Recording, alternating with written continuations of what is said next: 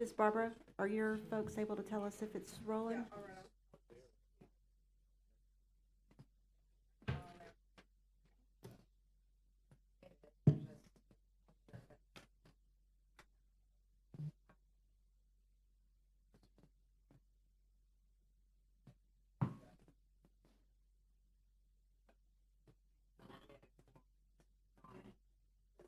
Audio?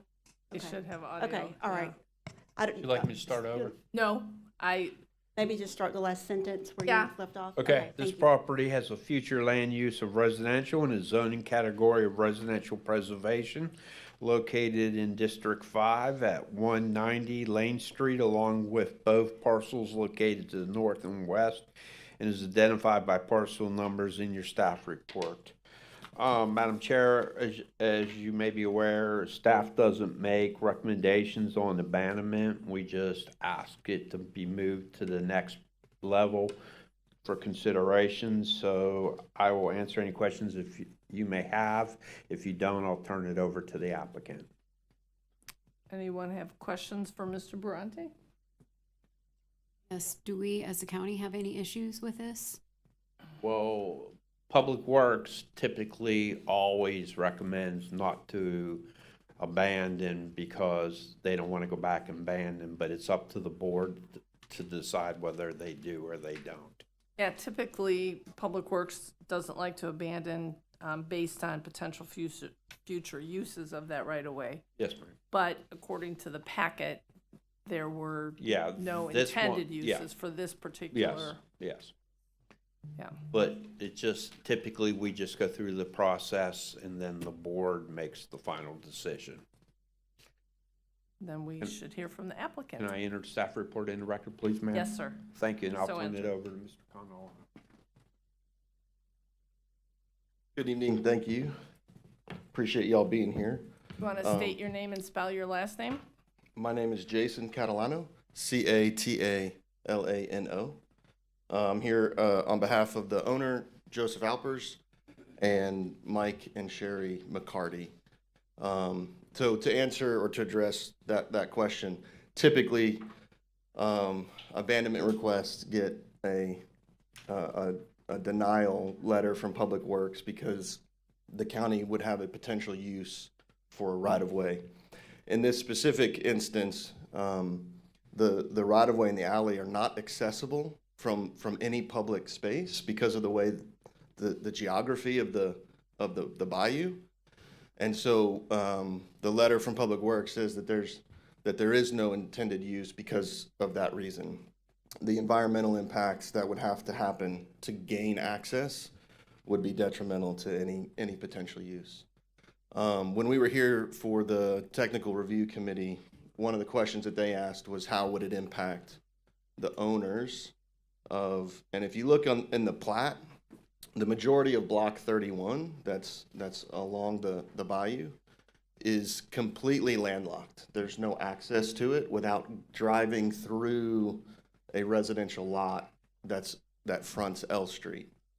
And so when they raised that question, we just went and talked to those owners. They were already in support of the abandonment request because it benefits them, but they just went ahead and joined the application because the result would have been a small sliver of right-of-way that wasn't abandoned, and there would still be that issue. So the request would abandon the 20-foot alleyway that bisects Mr. Alpers' property, and then the remainder of what is known as the North 4th Street right-of-way that's adjacent to Block 31, that the southern portion of that was already abandoned by the county in 1999 for the same reason. There was no way to get to it. So our request is just to abandon the remainder of that. Mr. Alpers and Mr. and Mrs. McCarty have already worked out a deal for an easement so that the McCartys can have access. What this will do is allow the properties to be reconfigured so that easement doesn't eliminate a buildable lot. And so it doesn't increase density. It just maintains what's there.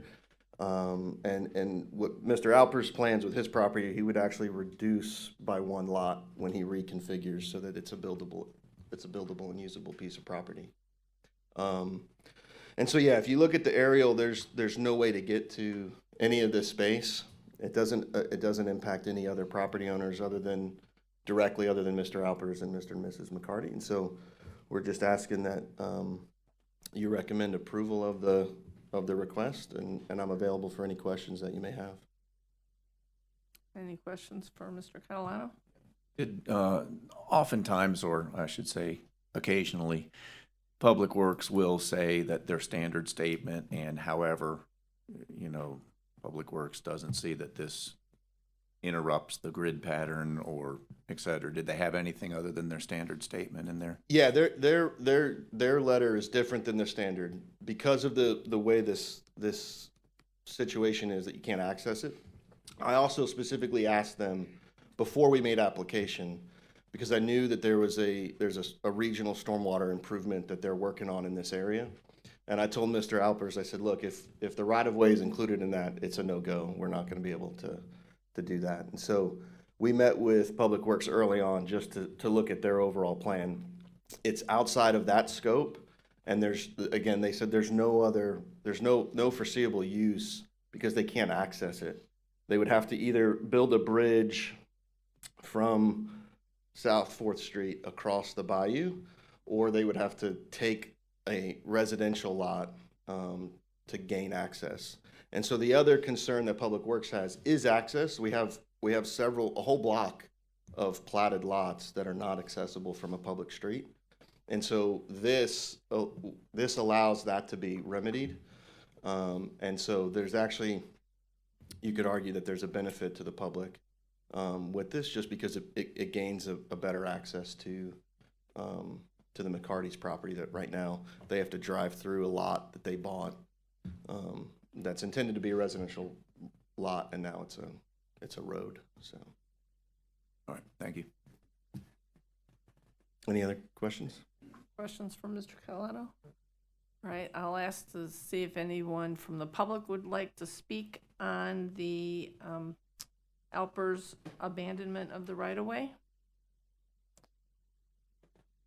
All right, doesn't look like anybody's interested in that. Any other questions for Mr. Baronti? If not, I'd entertain a motion So moved.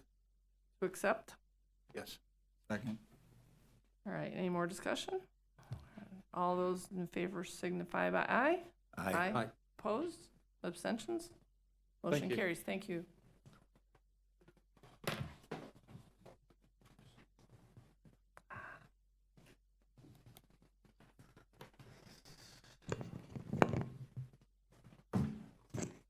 Okay, the next item we have is going to be the key small-scale amendment with rezoning. This application has been reviewed by Senior Planner Ayanna Reed, and I'll ask Ms. Reed to please come forward and present this request to you at this time.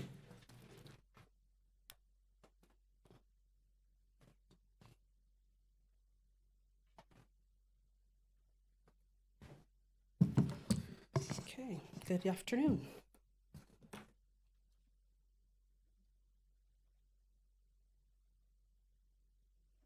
Okay, item number 2, Key SSA with rezoning. This is a request to approve by ordinance project number FLU 25000028. This is a future land use with rezoning application submitted by Dunlap and Shipman P.A. on behalf of Peggy Key, requesting to change the current future use from conservation residential to public facilities and institutional or a lesser category, and to change the zoning district from conservation residential 2-to-1 to institutional or a lesser district on 10 plus or minus acres. The property is in District 5, north of US Highway 98 East, east of Blakely Drew Boulevard, and south of Crimson Ryan Court, and is identified by the parcel number in your staff report. May I enter the staff report into the record? So entered. May I also enter the flood of public letters and comments that I received on this into the record? Okay, Okay, you may. thank you. Including some that will be entered into the record today, later this evening. Okay, so with that being said, the applicant is intending to build a church upon successful rezoning of the site. The applicant did do quite a bit of community outreach with the public to get their feedback on how they can best move forward when they reach the development order stage of this application process. See. Also, the property owner desires this amendment so they can sell the property to Apostles by the Sea, which is a nonprofit for the development of this church. From what I could see in my review and the applicant's consistency analysis, this is consistent with the requirements outlined under the policy for public facilities and institutional that may be developed on public or private land or publicly owned land, and I do not see any red flags in my professional opinion that would prohibit this application from possibly moving forward based on your recommendation towards the Board of County Commissioners. So if you don't have any questions for me, I will defer to the applicant. Any questions for Ms. Reed? All right, let's hear from the applicant.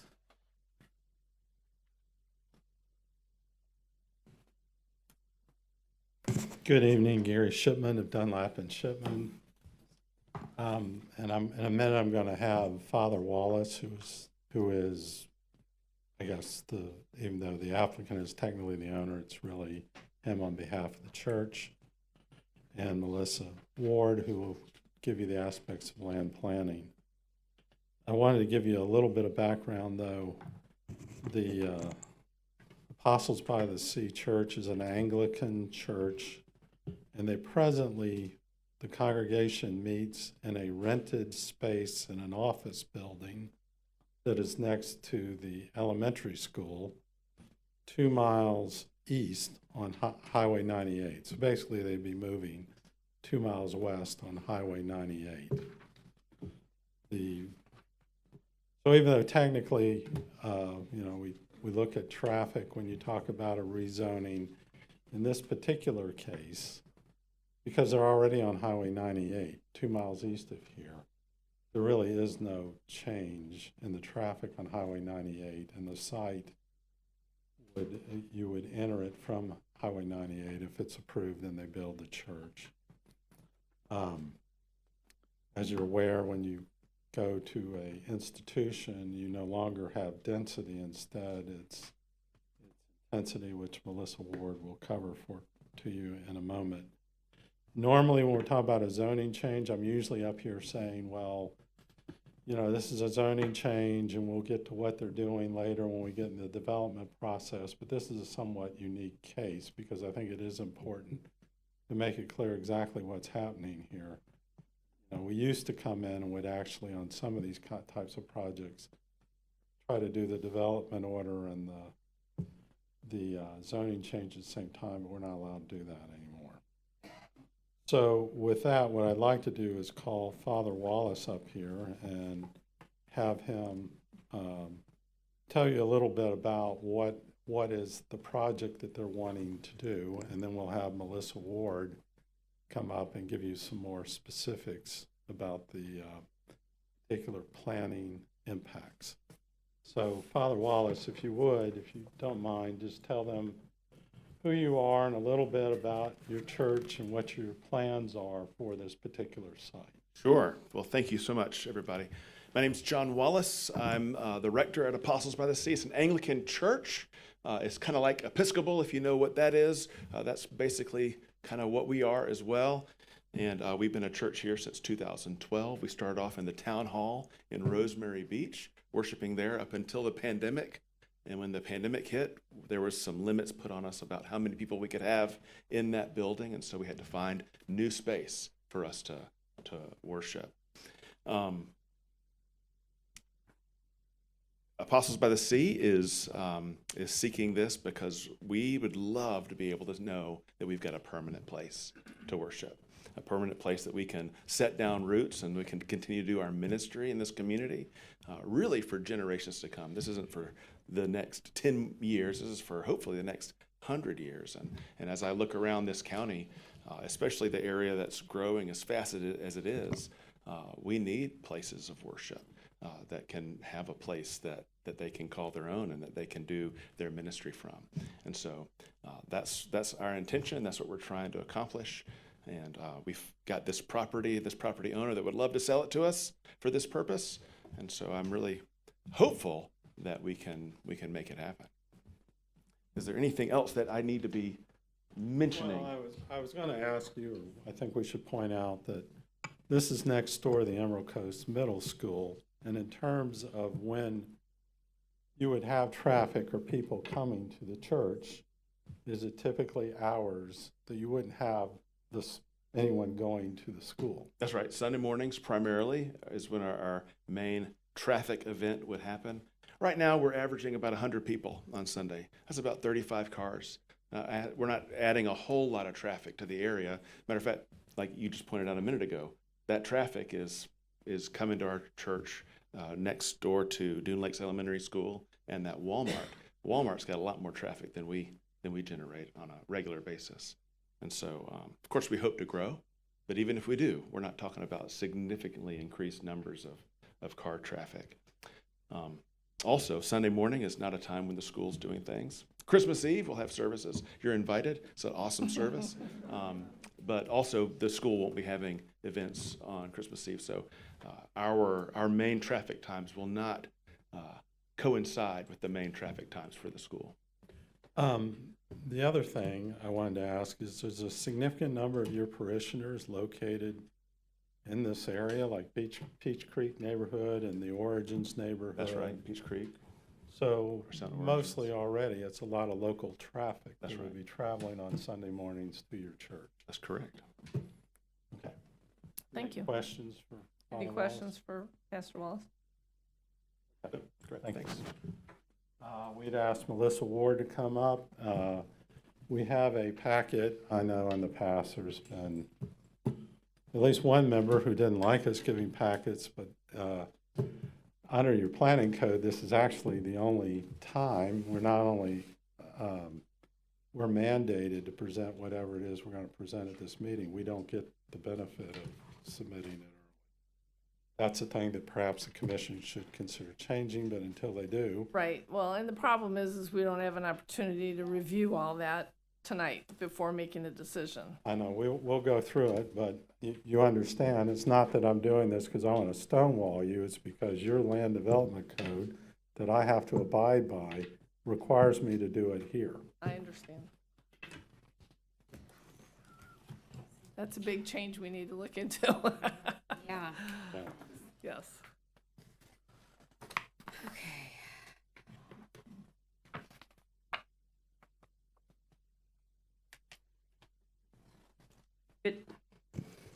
Hi, good evening. Melissa Ward with Dunlap and Shipm. I'm a certified planner with the American Planning Association. 20 years experience in the planning field, 11 of which was for Walton County. The Dunlap and Shipm represents the application for this. So the property is currently zoned, as you heard in testimony, is currently zoned conservation residential. And conservation residential is a purely residential category that does not allow for civic uses. So that is the purpose of this amendment. The engineer for the applicant and Father Wallace met with the planning department because they thought that they could get a development order just to put a church in, and they were advised that it wasn't allowed in that land use category.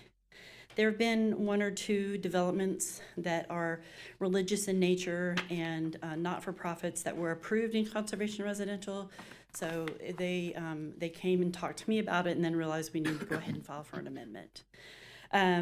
So just to give you a little bit of background so that it's not terribly confusing, the conservation residential, in 1996 when they adopted the comp plan and in 97 when they adopted the LDC, there were categories that very specifically required a percentage of civic use. But as a general rule, the county accepted and promoted that if you wanted to do a church, unless it was heavy industrial, light industrial, or general commercial even, which does allow for civic uses, they were not strongly resisting planting churches in other areas. But as time has transpired, the civic uses in the definitions in the glossary and in the zoning districts changed and morphed, and more so when we had an adopted zoning district in 2018, and then later, some other insignificant changes that ultimately they had to say, okay, if it's not on the list of primary uses, it's not allowed. And everybody does know that a church is a civic use, and since it's not on the list of primary uses and it's not listed as a conditional use, they can't do it in that zoning category, which is why we were talking about doing public facilities / institutional. So, to give you, can you see it okay? Yeah. Okay. To give you a location, the giant red star, that's our property.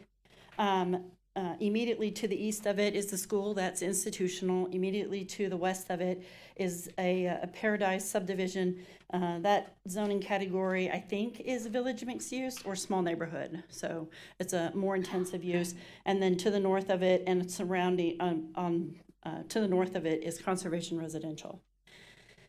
The impervious surface ratio in FAR and institutional is quite high. It is intended typically for hospitals. The use, just because we wanted to do a civic use, we had to go with something that allowed it as a primary use. We could have asked for something, and that's why all of the advertisements say or lesser category. We could have asked for something that allowed a civic use and other uses allowed. But it was, because it was going to be for a church and owned by a not-for-profit, institutional was recommended as the appropriate category. So I just want to make sure you're clear. We're not attempting to put a hospital here. We're attempting to put in a church. Likewise, when we do an analysis for traffic, we are required to do the most extensive and maximum allowed under that category that we're asking for. So our traffic study comes in rather high. And the engineer, when they wrote the analysis, which was Jenkins and Associates, he wrote it for 30,000 square feet of a church. The proposal for the church is 7,700 square feet with a potential future meeting hall of 3,000 square feet. It's significantly different. But if you go, and he had to use hospital as a traffic generator, hospital is very high, churches are very low. So we weren't allowed to give an accurate representation of our design and what we were trying to do. And I think that needs to be taken into consideration. So having that information available to you, the history of the analysis of the property shows a couple of things. One, there is a mosquito ditch that runs through it. Right there where you see the line that goes up to the star, that's actually a mosquito ditch / wetland, depending on who you speak to. And that is something that we have to buffer off of 25 feet on either side from the edges of. And so it bifurcates the property, creating developable uplands on the east and developable uplands on the west. The access for the property comes straight from the property to 98. However, it is next to the little road that goes into the subdivision. When we first started receiving some concerns by the neighbors about traffic, I talked to several wonderful people, we talked about whether or not we could move that entranceway for other concerns. So we talked to the school facilities planner, which is Jill over at the Walton County School System, and about moving it over to the east side so that we could widen the entranceway at the school and provide them some relief as well. That is still in discussions, but it is relative to the development order part of that, being able to move it in. The state Parks and Recreation have to agree to it because this property between US 98 and our property, as it is all along there, is state land and zoned conservation. So we have to make an agreement before we can transfer that over. What you saw in your packets in my analysis and in some other documentation was a potential rendering showing the development on the east side of the property, leaving the west side as vegetative open space, untouched. That was the outcome of Father Wallace meeting with the neighbors and discussing it at length. And again, that is relative to how we are able to get that get the easement modified through the state. Oh, I apologize. Tab 3 of the book, which is my consistency analysis and report.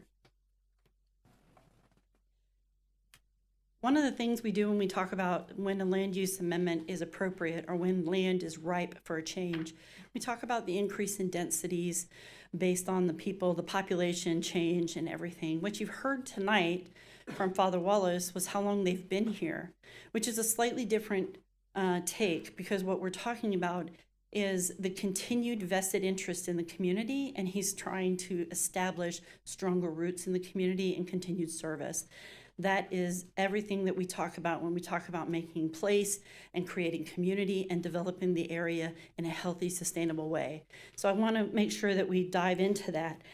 The public and semi-public facilities objective of L-1.10 speaks to the higher densities or intensities with the FAR, the impervious surface ratio and floor area ratio.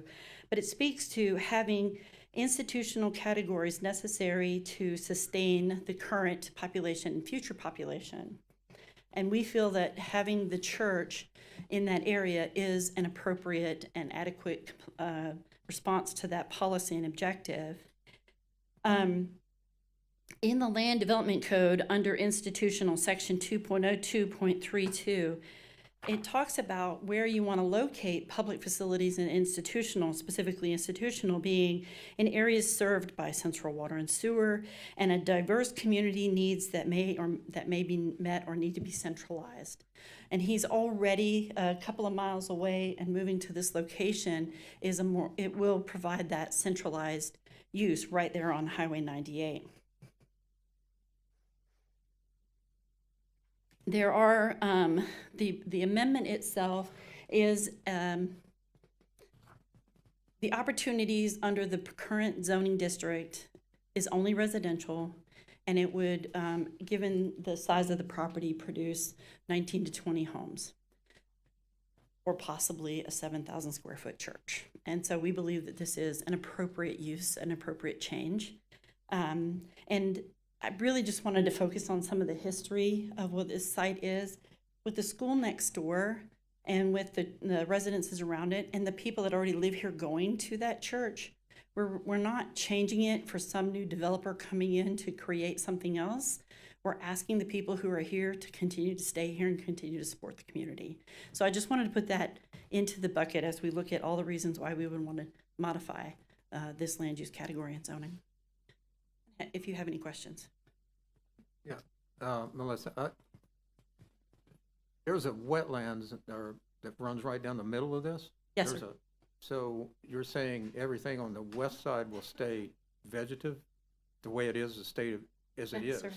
And the church will be That site on plan the right east side, next to the school? The best case scenario, what we are hoping to do, what we're striving to do is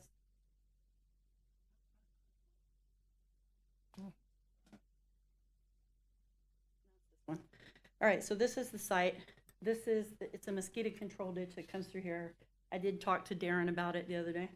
And this side here would stay as vegetative buffer to this residential subdivision. And this would be the area of the church. Again, that's about 7,000 square feet and about 3,000 square feet there. And inline parking, if we can move our easement over to here and increase the drive aisle for the school. Part of that conversation that we had with the school facilities director was increasing the width as a whole, allowing them to have the buses bypass the parents as coming in so that they're not blocking the traffic coming in off of 98. So there's a win-win-win in there. We just need to have further collaboration for that. So there's no wetland impact? Correct. No wetland impact. That was the question. Oh, okay. That was good clarification. Yes. Thank you. Any other questions for Melissa? I'm here if you have questions. Okay. We'll open it up to public comment. Anyone wishing to speak on this subject, please raise your hand, come forward, state your name and spell your last name. I'll start with you.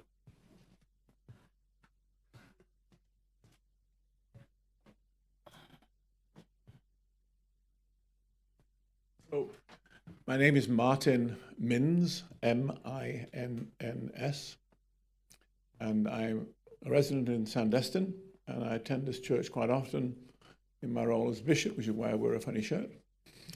And it's the wonderful community. They're invested in here, and I want to speak in favor of the amendment. Thank you very much. Thank you.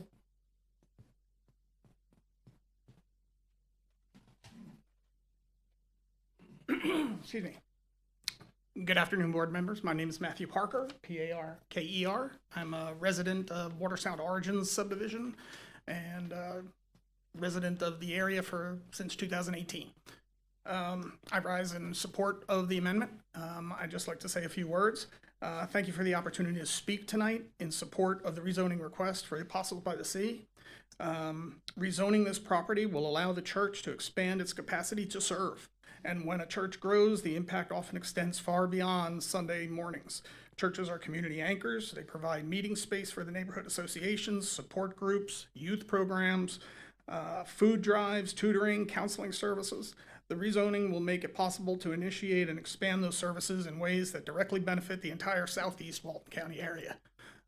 I could go into a much more detailed space, but in respect of your time, I just say that the church is going to be a wonderful addition to the community, and it is literally just moving it down the road, and we hope you support that.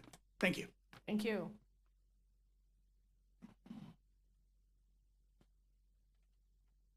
Hi, my name is Susan Limbo. My husband and I have been residents Can you of spell Walton. your last name?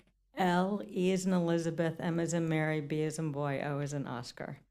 We've been residents in Walton County for over 10 years, and this is our retirement home, so we're not going anywhere. And we're participating in Apostles by the Church and the community, and I have some things that we're strongly in support of the proposed rezoning. As Father Wallace said, we've been an Anglican church since 2012 in Rosemary Beach, and served the Walton County community for more than 14 years. In that time, the church has provided spiritual care and tangible support for residents and visitors alike. Its outreach has included disaster relief efforts following Hurricane Michael, assistance to families affected by local fires, partnerships with local ministries serving families in need, leadership in establishing Young Life at South Walton High School, and ongoing collaboration with the neurodiversity resource of the Panhandle. These efforts reflect a sustained commitment to the well-being of the broader community. Securing a permanent location for the church has been challenging due to the limited land availability. The Highway 98 parcel is particularly well-suited for such use, given its visibility, accessibility, central location within Santa Rosa Beach. Rezoning this property would allow the church to expand programs that serve families, youth, and vulnerable populations while providing a lasting place of worship and community engagement. The proposed rezoning is consistent with surrounding uses. The parcel is contiguous with Emerald Coast Middle School, located directly on Highway 98, and will be developed with careful attention to preserving existing trees and natural vegetation. The project will have minimal environmental impact while contributing a stable, service-oriented presence to a rapidly growing area. For these reasons, we urge the committee to pass this rezoning request. Thank you for your time.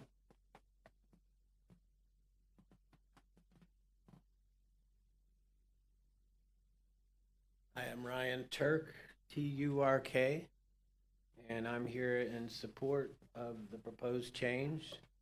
My wife and I started attending Apostles by the Sea before we moved here in 2018. We currently live in Point Washington, but we were attracted to the people. The people are the heart and the soul of this church, and we were just amazed at how welcoming and accommodating they were to us, who were essentially strangers. And when we moved here, we realized that the integrity, the character, it was just some of the most amazing people that you could ever hope to meet. And so Apostles by the Sea is more than a church. It's like a beacon that attracts Christians who have a service, a heart for service. We mentioned some of the things that we have done in terms of outreach, but everything from like book clubs to personal development. I mean, the space is open. They allow it to be used for many good things. And so I just hope that you'll vote in favor of this so that we can continue to serve our community and the people that live here. Thank you. Hello, my name is Quinn Straub, S-T-R-A-U-B. I've been a member of this church since the first Sunday. I moved to this area in August of 2012. I worked for the Navy as a mechanical engineer. And one of the things that I can say is this church has been such a formative part of my life, from being single and the ministry that can have, to getting married and having children, having my children baptized within this church, has meant so much to me. This church has always been very service oriented, as you'll hear many times. When we were in the town hall in Rosemary Beach, one of the things that we realized about that particular community was that there was a love for animals. And so in honor of St. Francis, one of the things that we did was a blessing of the animals. And one thing that is kind of funny about John Wallace is that he's kind of allergic to animals. And so even at a little bit of harm to himself, he still wanted to extend that grace and offer that blessing. And a lot of people were very encouraged by that. So to say that, you know, this would be a new thing in the area wouldn't be true. We've been here for over a decade, but it has already meant so much. And what we're really looking for is that permanent place. As was mentioned during COVID, we were moving around from Dune Lakes Elementary School, trying to meet in state park places and things like that. This church stuck through, kept each other accountable, and built a foundation of community even during that hard time of trying to meet. So, you know, obviously speaking in the affirmative of this rezoning effort, but I thank you for your time. Thank you.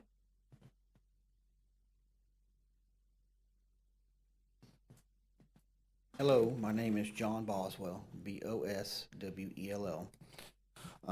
First, Dunlap and Shipm and Father Wallace, y'all have done a very nice job putting it together and keeping everyone in the neighborhoods informed.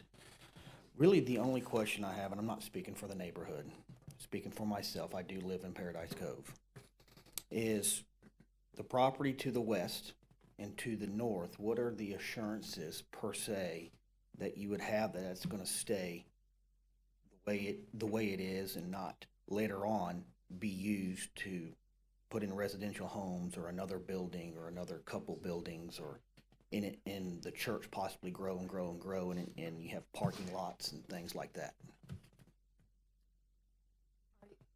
On their parcel? On their, yeah, because Yes. so what they're proposing is that's the wetlands mitigation part. Okay. I mean, Melissa, how many feet do you have between their neighborhood and where their the building by would by the mosquito ditch to the west, that is What, all if of I the may. wetlands? Yes, I'll please. answer, let me answer two things I would say. First of Uh-huh. all, he's talking about from this edge over, this Yes. upland area. Yes. Right. Mhm. So, I don't have the distance on this, but it's a pretty decent Yeah, size yeah. piece It of looks property. huge. The difference is if it goes to institutional, there is no density, so this could not be homes, right? Okay. So, and then this is what they are planning to design for the church, you know, during the development order phase. If it comes up and we need to have that discussion, potentially they could, you know, put restrictions on the land that runs with this development order if it gets approved, that sort of thing. Speaking only from the aspect as a planner, not as what they are doing. Right. But we could definitely get together and talk about it, but I'm gonna go sit down. That's the answer, is that it Okay, that has was- zero density. That was my question, is right through here. Yeah. Yeah, they can't put houses there. Yeah. Okay, but they could possibly at some point extend the church and do some other things over there. Well, they're With still, development orders and they're whatnot. still limited in what they can do, and I don't know if I mean, again, we're not a DO, Understand. But if there's concerns if it gets through tonight and we get to that stage, definitely that's something to speak with them about. They seem to be very willing to work with the neighbors. Okay, all right, thank you. Thank you.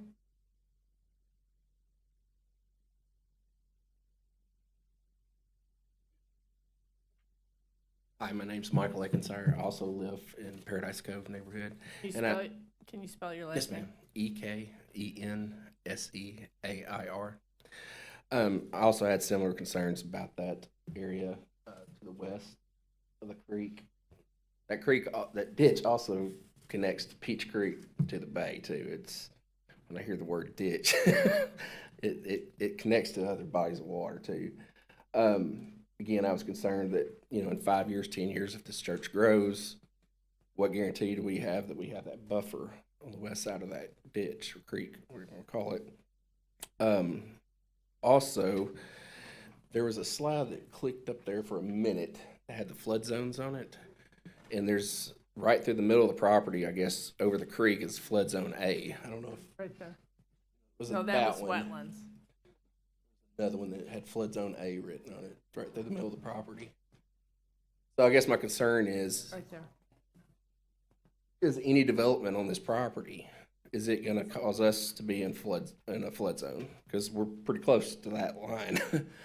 And that's a big concern for 150 families. That's several $1,000s if we're all required to, most of us probably have flood insurance, but if you're forced to have it and then you're in a flood zone. Well, first of all, we're not talking about development, we're talking about rezoning. Okay. But the proposed development, based on this information here, they're not putting the church in the flood zone. And it should not, based on what I know about stormwater and flooding and stuff, it should not affect or change the flood zone at all. So, I understand your concern. Yeah, because it's very close to the west boundary of our subdivision. Yeah. So. But the intention is that should not change that whatsoever. I just found out last night that they were planning on, I guess, using the middle school's entrance. I reached out to the middle school and no one there that I spoke to were aware of this. I don't know if there's just one person that's okay in that or if it's going across to the school board. Also, my guess would be they're not working with staff at the school, they're working with the district staff. Okay. Because that's who makes those kind of decisions. Okay. All right. Those are the three concerns I had about it. Okay. All right. Thank you.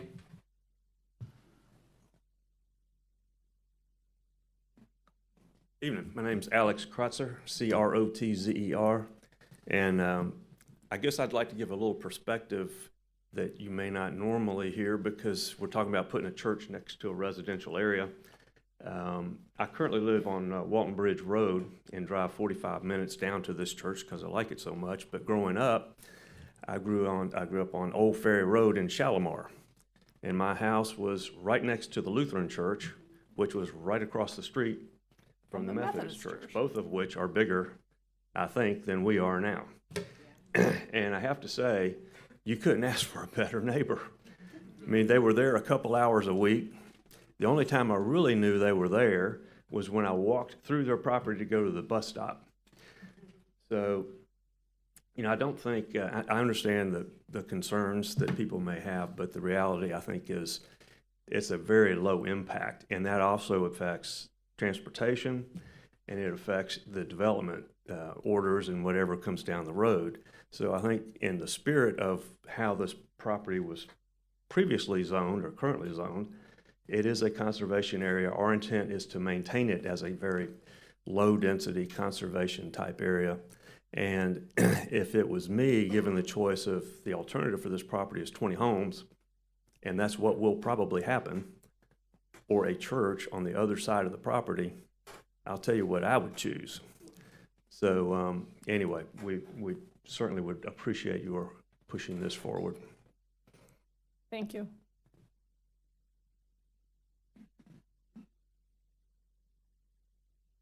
Hello, my name is Chris Webb, W-E-B-B, and I'm my wife Jennifer and I. We moved here in 1994. We bought our first home here. We've raised 2 children here.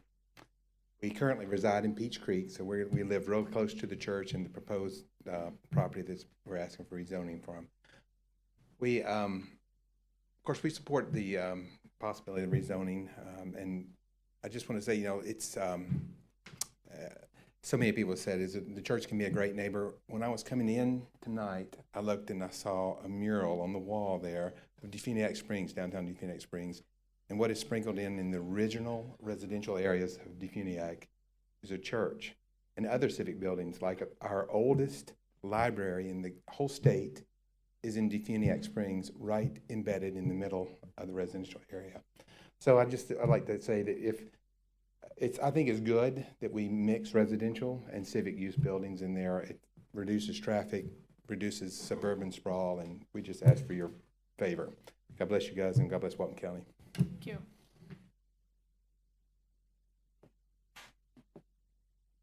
Hey, my name's Allie Skinner. That's Skinner. I'm the area director for Young Life here in South Walton, and we started in 2020, but we would not have started without Apostles by the Sea. So they actually brought our organization to town. We serve hundreds of middle school and high school students in this area. Because of the cost around here, my organization will likely never have our own building. And because of that, we require spaces like churches like Apostles by the Sea to use their space to have meetings, to meet with kids. And so I am in favor of this, and I'm asking that you are as well. Thank you. Thank you. Hey, I'm Max Foster, Foster, and I am the youth pastor at Chapel at the Beach and a resident probably about 2 minutes away from Apostles by the Sea. And I just want to speak to the difficulty that churches in that area have at finding consistent places to meet. I know my youth group met in an apartment building, in the lobby of an apartment building for months, and now we're finally renting. We found a place to rent. And I think as this area grows, one of the key areas that you're going to need is more churches. And so one church can serve more than 20 homes, I believe. I don't know what the ratio of churches to Christians are in the area that would be needed to be effective. But I just want to voice my support for Apostles by the Sea and ask that y'all consider the rezoning to go through. Thank you. Thank you.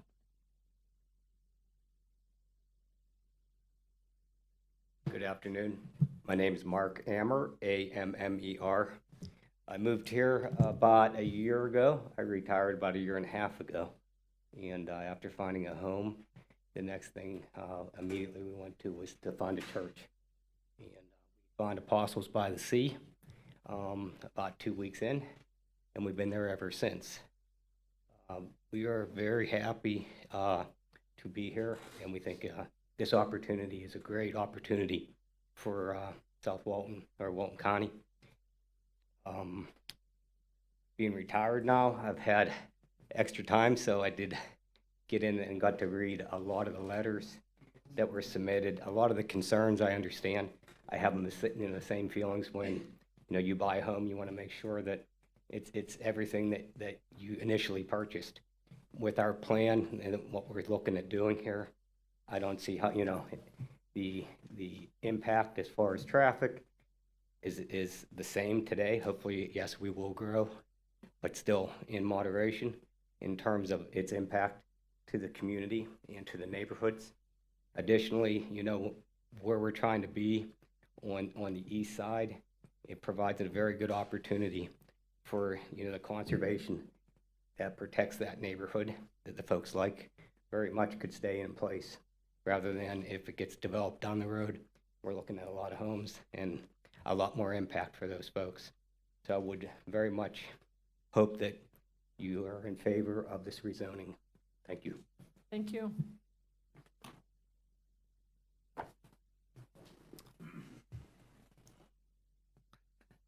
I want to thank everybody for queuing up. That made it easier rather than having to call on people, so thank you.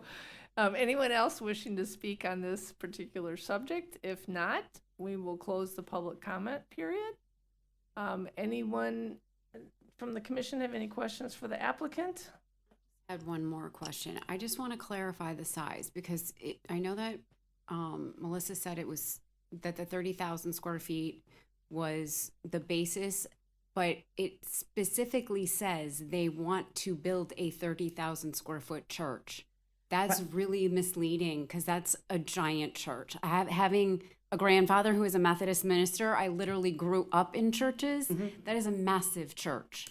So, so first, let me say that one of the processes that we are still trying to work out with the planning department, and by the way, this is no slam on them, we're just trying to find the right spot, okay?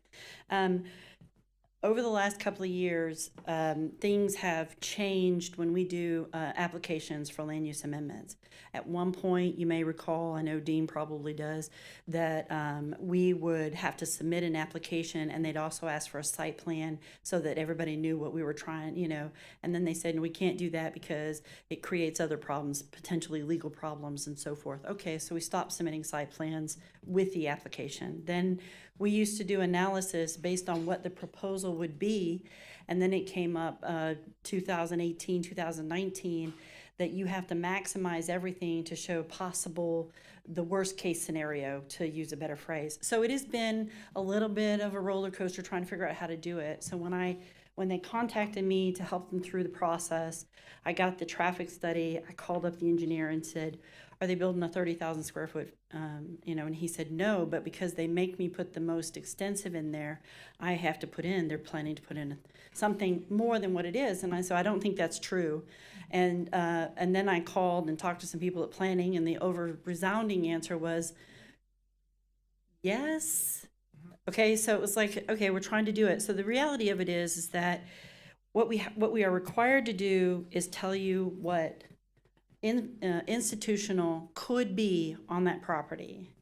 What we are trying to do is say that it is not, that the realistic expectation is about 10,000 square feet, 10, 11,000 square feet with the church and a shared building, shared use building for all of the things that you heard about this afternoon. We can, moving forward, we can modify that if we need to kind of bring it back to reasonable.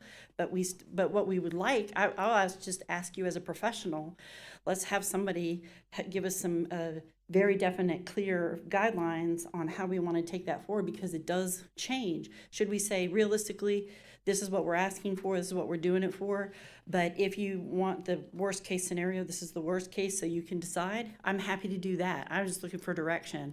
But that's where we ended up, because that's where we ended up. We were just trying to get the information across. I'm sorry it's confusing. I I really get it. am. Okay, so there's not, we're just talking about 7,500 square feet of church. For the main building, that's right. Pretty standard. And then 3,000 for. Like a parish hall. Okay. For kids. Okay, but no school. We're not doing a school. Not doing a school. Okay. There's a school right next door. We're going to Okay, I let that be that. understand, but. And yeah, and so Those are all, that's what we're planning right now. Concerns when you see 30,000 square feet. Absolutely. I was concerned when I saw it too. Have to raise a lot more money to build that church. Yeah, you would. Y'all ready, church? Anyway, so that's what we're planning right there. All right. Yeah, and that's kind of what I was going to say is being nomads for the last however many years they've been nomads, I don't think they're sitting on a lot of money. I was going to say, yeah, that they're going to build a $30,000. It's no fault. We are either. Yeah. And again, it's no fault of the planning department. It's no fault. I mean, this is just how we are going through this process. And bless her heart, Ayanna has been wonderful as we continue to revise documents as we submit, because we're trying to narrow it down to something. So my apologies for the confusion. And I just want to comment that normally I don't like rezonings because, as Mr. Shipman pointed out, rezonings and DOs don't come together. That it's two separate processes. And I always feel, and not like this is happening, but that once you rezone it, then basically you're opening it up for just about anything. But the fact that we know what's happening on this parcel, we know it's going to be a church, there's been, everybody speaking onto it, I feel pretty good about it. Well, I was just going to say, can we put a condition, maybe Clay can answer this, a condition on approval that the church not exceed a certain square footage? Not at this stage. I don't think so. Because it's not a development order. But it's we just the could rezoning. later, when they come to DO. Well, at DO is when you would take up all those Yes, sides. and have yeah. The time to take that up, though, is at DO once you see what their plan is and what they're proposing. You may recall that it's very common when we're up here on a DO, that with the DO, we have what we call LURA. Mhm. You know. Yeah. Yeah, she And- turned the mic off and then she said, or Allura. Yeah, we do those. I think we do them more often than we don't. Yeah. Thank you, Mr. Shipman, for your clarification. Any other comments? I'd entertain a motion to approve. Second. Any more discussion? Okay, all those in favor signify by aye. Aye. Opposed? Abstentions? Motion carries.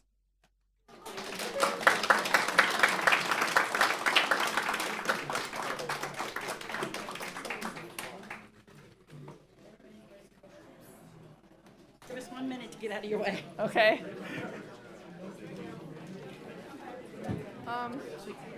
We're gonna take like a 3-minute break. The room's clearing out and let everybody have.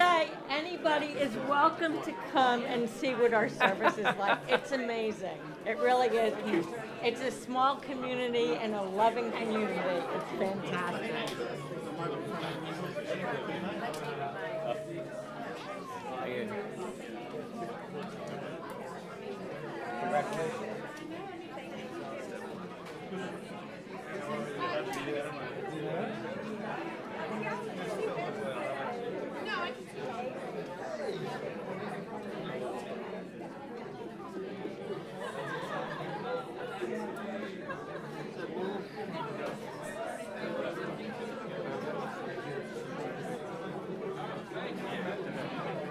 Thank you.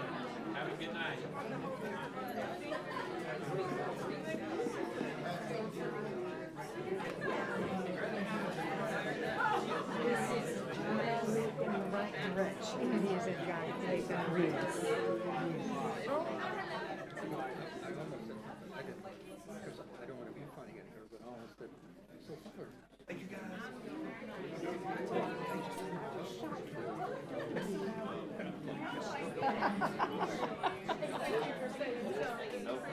Of course. I'm excited for y'all. I'm from the wine bar in Destin. I go to this church. Thank you. Thank you, guys.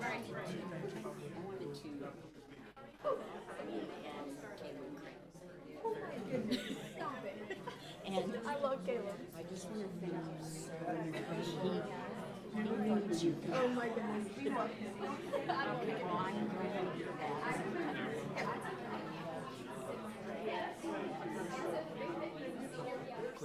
Yeah.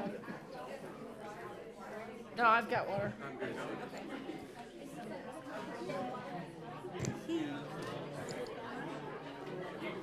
No, I didn't.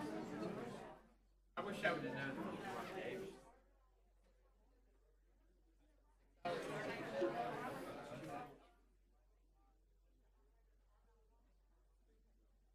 At an Army Navy store.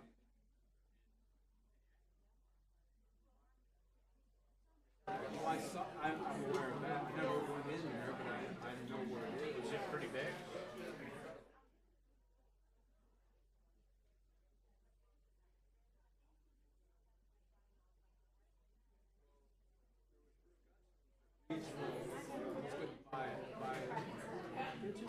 That's in the beach. Like Argyle.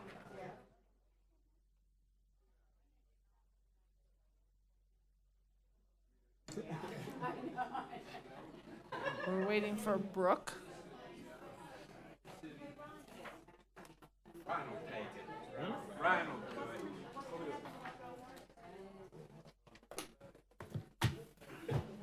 That's all I know. Oh, no. Did Robert pass? Yeah. I don't know anything about cross that. Just to let you know, I think he don't want to.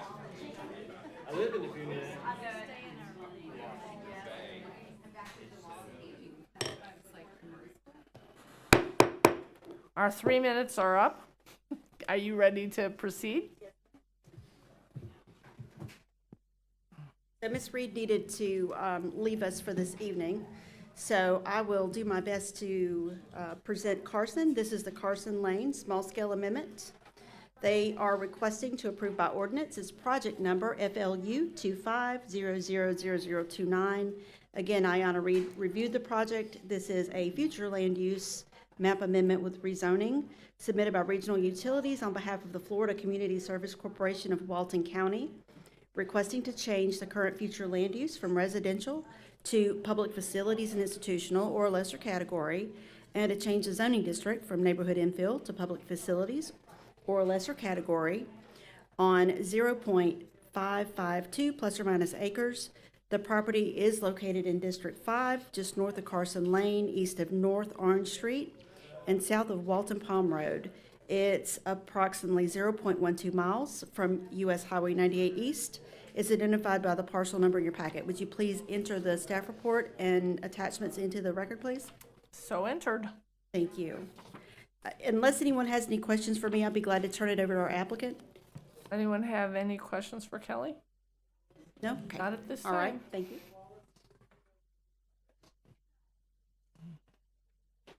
Good evening. My name is Dylan Laird, L-A-I-R-D. I am representing Regional Utilities tonight for this land use change. I'm here to answer any questions that you may have regarding this project. Does anyone have any questions for Mr. Laird? More curiosity than anything. What do you intend to put on the property? So it's more or less a closed basin, looking at the topography. It'll manage stormwater for the adjacent site and then off-site stormwater coming on. Thank you. Any other questions for Mr. Laird? No? Okay, thank you. Anyone from the public wish to speak on the Carson Lane small-scale amendment? Okay, seeing none, we will close public comment. Anything else from the commissioners? Motion to approve. Second. Any more discussion? If not, all those in favor signify by aye. Aye. Aye. Opposed? Abstentions? Motion carries.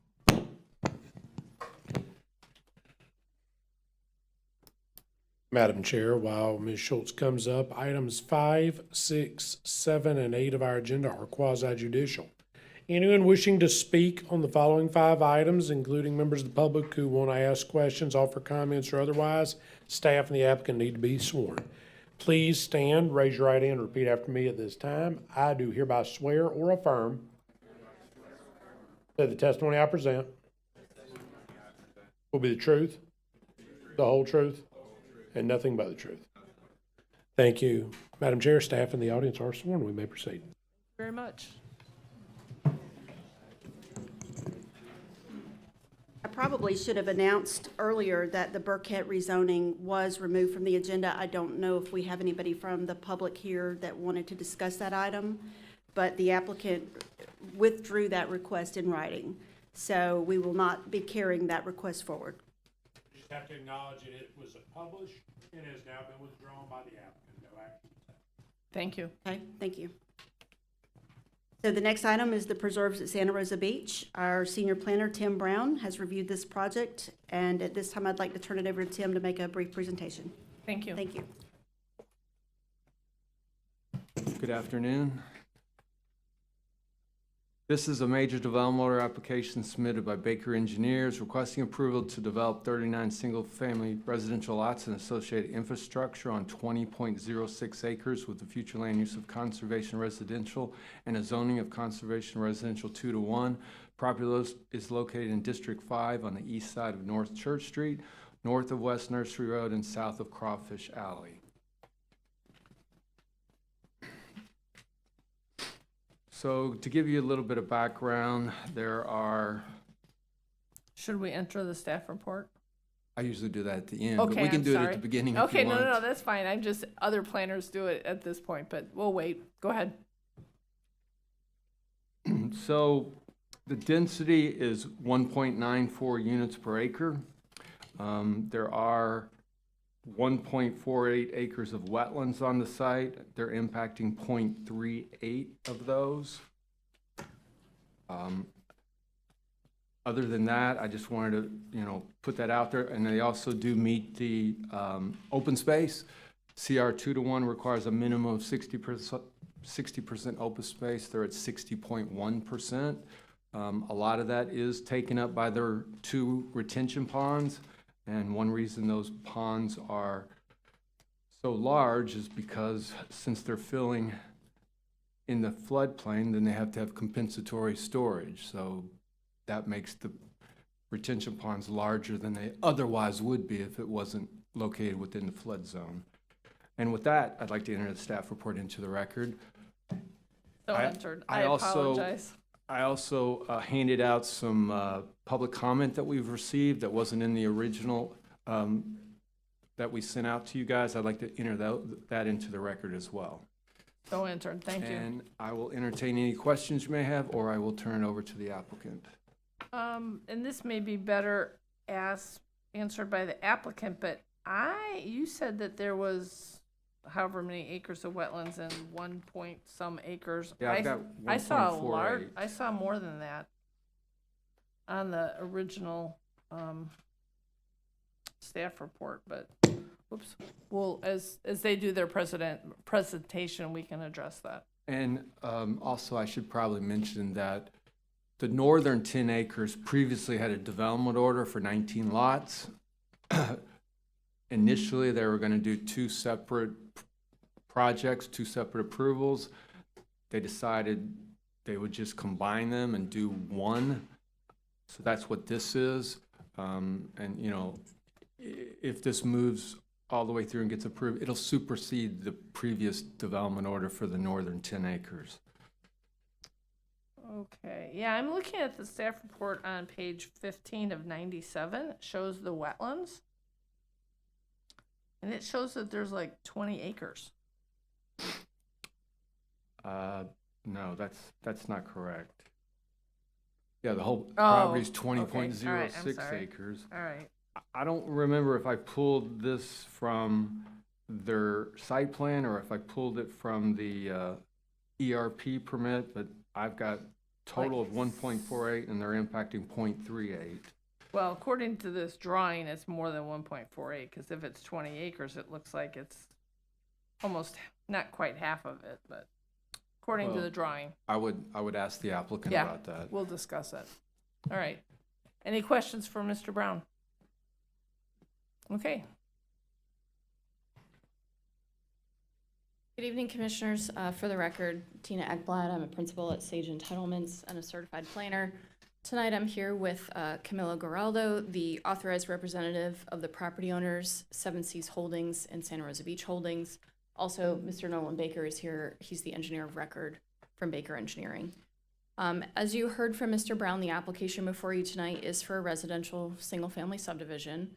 The northernmost parcel does have an existing approved development order for 19 single-family units on about 9.7 acres with a similar design in the sense that it was a double-loaded road, single entry, circular turnaround, stormwater management, etc. That was approved on December 5th of 2024. It did have slightly smaller lots for each of the single-family units. And then the property owner purchased the southernmost parcel and, as Mr. Brown explained, decided to submit this major development order to combine the 2 properties into a single subdivision. There's better efficiency in the site design with that. So they were able to effectuate 39 single-family units through the design, increase the lot size, and then maintain the single point of access, stormwater management, etc.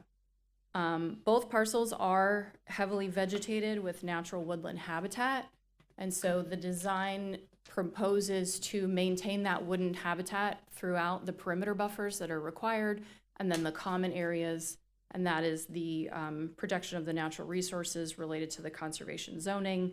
We are including the stormwater management in the calculation of open space as permitted by the zoning district.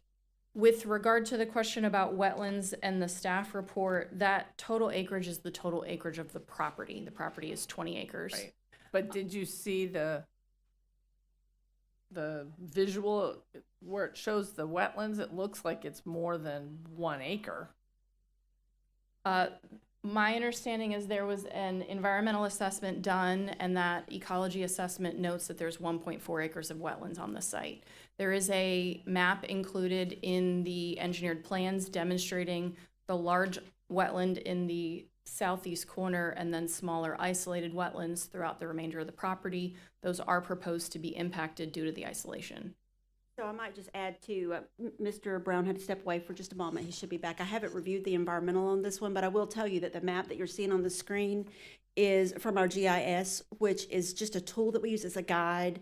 And it is definitely not a boots on the ground type of environmental review of what the wetlands actually look like. So this tells us it's an indicator that there are wetlands, but we rely on the actual environmental assessment that's done by an environmental scientist for what is actually going on the property. Okay, Okay, thank you. thank you. Thank you. I also want to address the materials included in your agenda packet. You'll see that there are 2 site plans. One is dated January 25th. The other is dated February 4th. That is located on pages 51 and 52 of 97. The February 4th site plan is what the staff report is evaluated against. That is the site plan that we are asking to be recommended for approval tonight. And it has been determined to meet the comprehensive plan and the land development code. And we do not have any objections to the conditions that staff is placing on this development. We would respectfully request your recommendation of approval. Myself and Nolan are here to answer any questions that you might have, as well as to respond to public comment after they're given the opportunity to speak. Any questions right now? Well, yeah, I have a question on the stormwater ponds. Those aren't conservation areas, are they? Are they considered conservation? They're counting them as that. Hmm? They're counting them as that. I know. We did not label them as conservation. They are included in the calculation of open space, yes. That is permitted by the Land Development Code and the Director's determination. Yes, the director's determination does allow for stormwater systems, but it also requires, and I don't know which page it's on, but it requires that it be shown as preserved on the plat when they come in. So it's on it's on the site plan or the landscape plan, one of those, because we want the site plan to match the plat, and the director's determination says you have to show it as preserved on the plat, so it's on the site plan as well. But it is counted toward open space, not conservation, but open space. Okay. And somewhere I read was the property is not to be clear cut, right? No, as I stated, the perimeter buffers and the common areas as labeled on the site plan will remain vegetated in their current state. Okay. This will all be clear cut. This will all be clear cut. Yes, and clearing would need to occur for any development on the site, whether it was 1 single-family home or 2, or the 39 that are proposed. There would need to be clearing to bring in fill to construct those homes. Okay, we'll open it up for public comment. Anyone wishing to speak on this? Mr. Asaro. Yeah, my name is Tim Asaro, A-S-A-R-O, and I'm speaking as a Walton County resident and property owner who built a home under this same conservation residential zoning, and I was held to a very different standard. I want to be very clear about the issue before you today. Stormwater retention areas and engineered detention ponds are infrastructure. They're not conservation.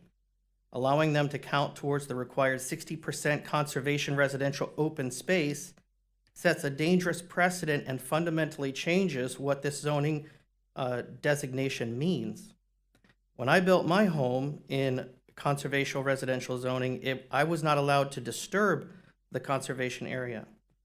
That restriction cost me more money, it limited what I could build, and restricted how my property could be used. I complied because that was the rule. Now I'm watching a developer ask to clear cut most of a high hazard floodplain install mandatory stormwater ponds, and then count that infrastructure as conservation open space. That's not the standard that I was held to. If this is approved, it creates two classes of property owners under the same zoning: those who were required to preserve land and those who are allowed to erase it and then relabel the result. That's not fair and that's not consistent. Conservation residential zoning exists because these lands are environmentally sensitive: wetlands, floodplains, wildlife habitat. The code does not say 60% open space of anything. It says 60% must be provided that is consistent with the conservation of natural areas, environmentally sensitive lands, habitat, or farmland. A stormwater pond is not habitat. A lawn is not conservation, and infrastructure required to make a subdivision possible does not become conservation just because it's wet. I've read the justification being offered that a disturbed retention area is being compared to farmland because both are disturbed lands, but farmland is disturbed to produce something. So I ask, what crop are we planning to harvest from a drainage ditch? That comparison doesn't hold, and it was never the intent of this zoning. This site is a high hazard floodplain. Mature native vegetation absorbs far more stormwater than replanted grass or excavated ponds. Clear cutting that area here increases flood risk. It doesn't reduce it. The comprehensive plan is clear. The development should be directed away from wetlands and flood-prone land, not redesigned to maximize entitlement at that land's expense. If there is no less sensitive area, if there isn't any less sensitive area to build on, then the density simply must be reduced. That's not a penalty. That is the purpose of conservation residential zoning. There are nearly 4,000 acres of conservation residential land in Walton County. If detention ponds count as conservation here, they will count everywhere. That means more clear cutting, more flood risk, higher insurance costs, less wildlife habitat, and a long-term cost that's shifted to us, the taxpayers. People like me, who followed the rules, are going to rightly question why those rules suddenly no longer apply. Approving this project as proposed does not interpret the code, it rewrites it. Conservation residential zoning is not a blank canvas for subdivision design. It is a constraint by design. So I respectfully ask you to deny this application and uphold the standard that residents like myself were and should be required to meet. Thank you.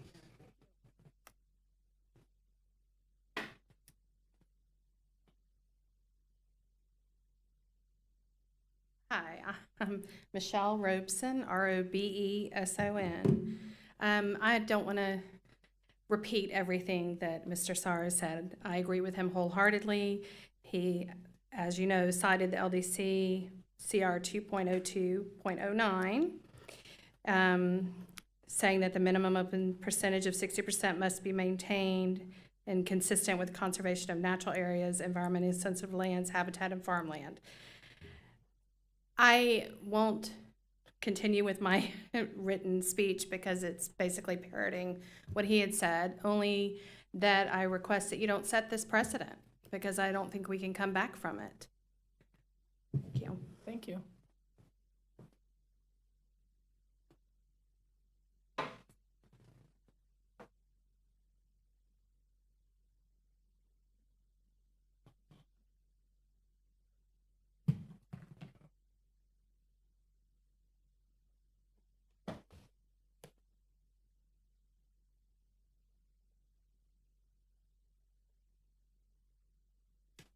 Good evening. Good evening, Barbara Morano. I am representing South Walton Community Council. Margaret Landry was meant to be presenting this, but she is not able to do that. So I am asking, Margaret has already made plans with planning that we would be asking for 10 minutes. I'm going to do my best to work within that. I have right now some information that I want to submit to be used, to be put in the record. May I come up? Sure.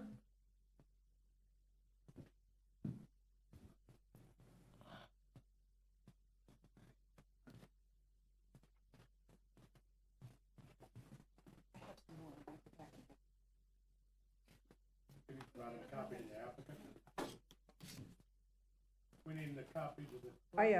I'm doing that.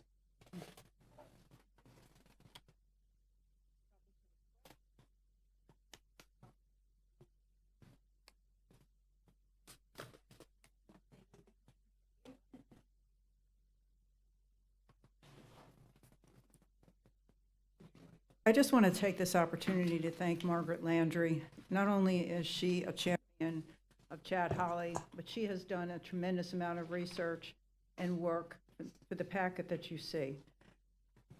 What you see in the first page of that packet is a letter from Mr. Terrell Arlene. This is our attorney that we have asked to represent us. He is not here tonight, but he will be representing us at the magistrate. This was not an easy decision to make. We have also contacted 1,000 friends. We also contacted a planner. So we feel confident going forward that you need to deny this project. So in your folder, and I think you were also handed that, you were given the letter from Mr. Terrell Arlene. I'm not going to read that letter, I'm not the attorney, but he did mention in Chapter 2, 2.0209, the conservation residential, these 2 units to 1, G, special development standards. It's right there, I think I highlighted it in yellow for you. A minimum open space percentage of 60% must be provided. That is consistent with the conservation of natural areas, environmentally sensitive lands, habitat, or farmland. The next item in your packet, you'll see Walton County Land Development Code, Chapter 2, zoning districts. And if you go down there, that's exactly where Mr. Terrell said about the 60%. This is about stormwater ponds being used for conservation. That's the bottom line. If you flip to the next page, which was number 2, and you look at all the areas, there are a number of areas in conservation residential. So if you approve this, you're actually setting a precedent for that whole area. Setting a precedent for conservation residential 1 to 10, 1 to 2.5, 2 to 1, 1 to 10. Conservation residential was not meant just for open space. It was meant for marsh, wetlands, floodplains. I think you heard that those stormwater ponds are being filled because it is a floodplain. Habitat for endangered species, threatened species, species of special concern, ecologically valuable open space. It is not just open space. It is all those items that will be impacted and that should be impacted in CR. If you look at number 3, you will see maximum allowable non-residential impervious surface. Those are percentages. If you go down to conservation residential, that is 60%, and it's all explained in Chapter 1. I'd like to go back for a minute. Something that I'd like to read that's not in your packet. I am not here to talk about their design. I'm not here to talk about their density calculations. I'm here to talk about their pond, their supposedly conservation pond. In our land development code and in our comprehensive plan, let me say land development code, is to promote conservation use and preservation of the county's natural resources and to restrict development activities where such activities would damage or destroy natural resources. This is an adopted law. Under Florida Statute 163.3194 Every development order must be consistent with the comprehensive plan. The proposal before you attempts to treat engineered stormwater mitigation infrastructure as preserved conservation open space. Stormwater detention and retention ponds are development mitigation infrastructure created because of development, therefore cannot lawfully be counted as preserved conservation, open space, and conservation residential zoning. This is not an opinion, this is not a policy preference, and this is not an emotional appeal. It's a conclusion by Florida law in Walton County's Comprehension Plan and Walton County Land Development Code. If stormwater infrastructure can replace preserved conservation land here, then it can be replaced anywhere. You are making a momentous decision tonight. It is not just one project. And that means this decision, again, is not one project. It's a precedent. Once set cannot be selectively undone. As it was mentioned, you had neighbors that are held to that standard, and they are doing that. If this interpretation is approved, it will not affect just this property.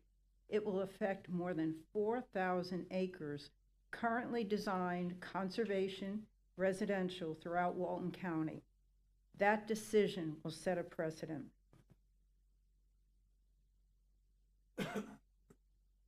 Conservation residential zoning exists because land is environmentally sensitive. You heard it about the church. That was conservation residential. They mentioned that they know it's environmentally sensitive. That'll come up under their DO. But this is definitely a stormwater that cannot be used. The pond cannot be used. It is not a density entitlement zone. It is not a flexible overlay. It is a resource protection designation for that zone. Your decision tonight is to uphold the conservation zoning as adopted.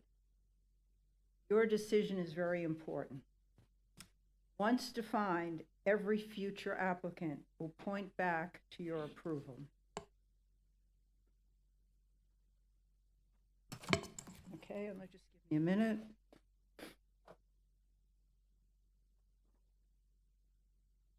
I put in your packet what would happen in an excavation. This is a dredging machine. You can just pull that out. I think it's in the back of your packet.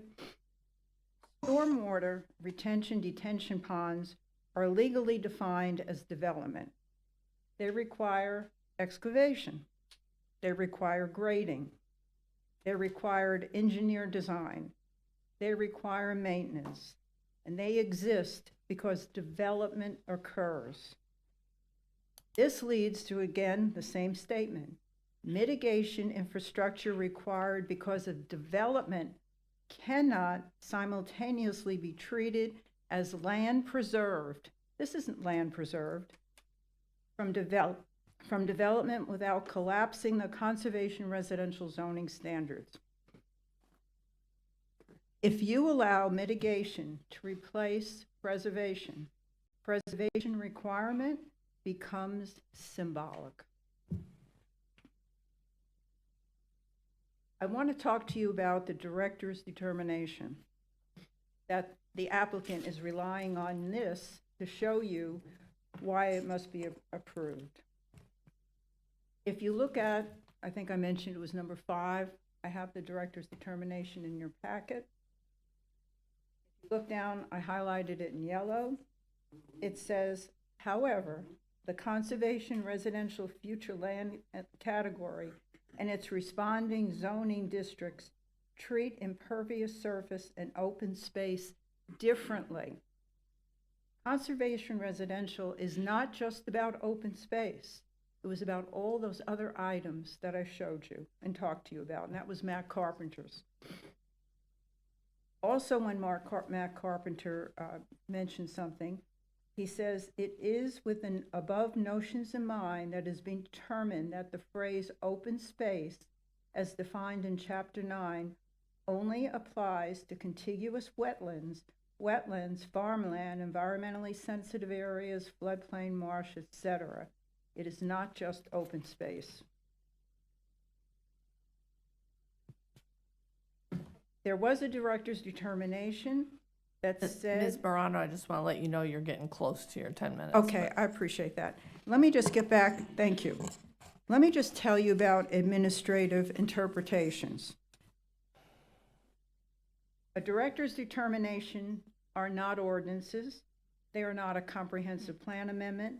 They are not land development code amendments, and they do not carry legislative authority. So what I'm asking you tonight is to deny this application because the consequences are unbelievable if you approve it. The law requires restriction, the law requires consistency, the law requires preservation, and the law must be upheld. I thank you, and I ask you to deny this project. Do you have any questions? No. Okay, thank you. I have a, regarding the... You have a question for me? Yes. Okay, well, go ahead. You're submitting into the record. Do you know what version of the Land Development Code and Comprehensive Plan they're from? What, excuse me, say that again. Do I know what? The exhibits that you've submitted into the record, you said they're copies of the Land Development Code and the Comprehensive Plan. Do you know what version? Yeah, the most current one. Okay. And the photograph, where was this taken? That was just from a computer. That was just, that's a machine. That's a picture of a machine. I don't have the exact, it's a picture of a machine. It's a dredger. It's a hole that they use for a stormwater plan. So was this taken locally? No. Okay, thank you. You're welcome. Well, when you dig a hole, you don't use a sand shovel. Thank you. Thank you. Madam Chair, with regard to the exhibits referencing the Land Development Code, I would instruct staff and the board members, we are required to follow the Land Development Code as we understand it. So they provided you copies. So same admonishment I've given for years when attorneys and other representatives of developers stand before you and provide you copies of the Land Development Code. If you find them to be inconsistent with what you know the Land Development Code or the Land Development Code provided you to be, you're required to follow the version that the county has provided you as the most current one. I'm not going to opine on whether these are or not because I've not done a line-by-line comparison, but no different than when anybody else gives you Land Development Code provisions in the book. Use your good judgment and your knowledge of the Land Development Code. Thank you. Yes, sir. Please come forward, state your name, and spell your last name. My name is Michael Klein, last name spelled K-L-E-I-N, as in Calvin. I live at 82 Whisper Lane. My wife and I bought property there about 10 years ago. We specifically bought this property because of the uniqueness of the area. In particular, we like the existing natural vegetation and the preservation requirement that exists specifically in that zoning district, and that's the CR zoning district. There are currently, let me back up here. I oppose this project because of the current plan does not respect the conservation that's required specifically in the CR zoning district. If you look closely at the definitions in the definition section of open space, that is not supported and conflicts with the actual definition that's in the CR district. In the CR district, they talk about open spaces being conservation of the present environment. The Land Development Code also states that when there's two sections of the code that conflict with one another, that the more restrictive section is the one that applies to the project. There are currently 5 single-family houses developed under construction in the area. 2 of them are on Whisper Lane, which is actually zoned residential conservation and does not have the preservation requirement. But there are 3 of them that are on North Church Street that have gotten building permits as well as BPR approvals, and they are being held to the standard In those cases, it's either 60% or it's 80%. They're being held to that standard. Why does this project not have to meet that standard?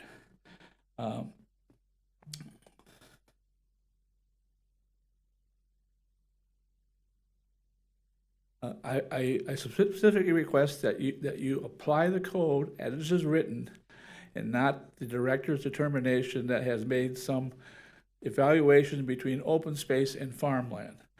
And I request that you deny this project as submitted. Thank you. Thank you.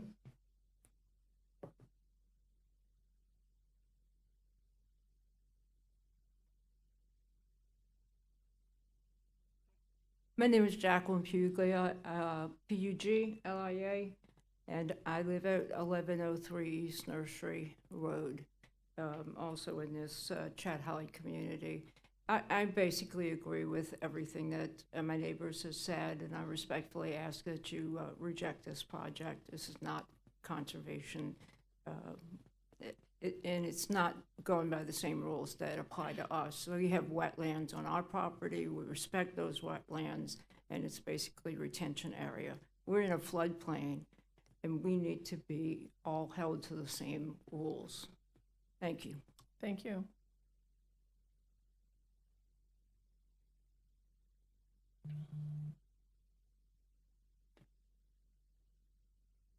Ellen Cannella, C-A-N-N-E-L-L-A. I also live at 1103 East Nursery. And I also agree with everything that our neighbors have said and would respectfully ask that this petition be denied. Thank you so much. Thank you. Anyone else wish to speak on this? Please come to the podium, state your name and spell your last name. My name's Robert Brothers, B-R-O-T-H-E-R-S. I live off of Nellie Drive in the Chat Holly area. I think this request for this reinterpretation is denied. It will definitely set a bad precedent that will undoubtedly be used in the future, probably frequently, to skirt or evade other conservation and environmental concerns and regulations. It's untying a knot that you can't tie again once you do it. Thank you. Thank you.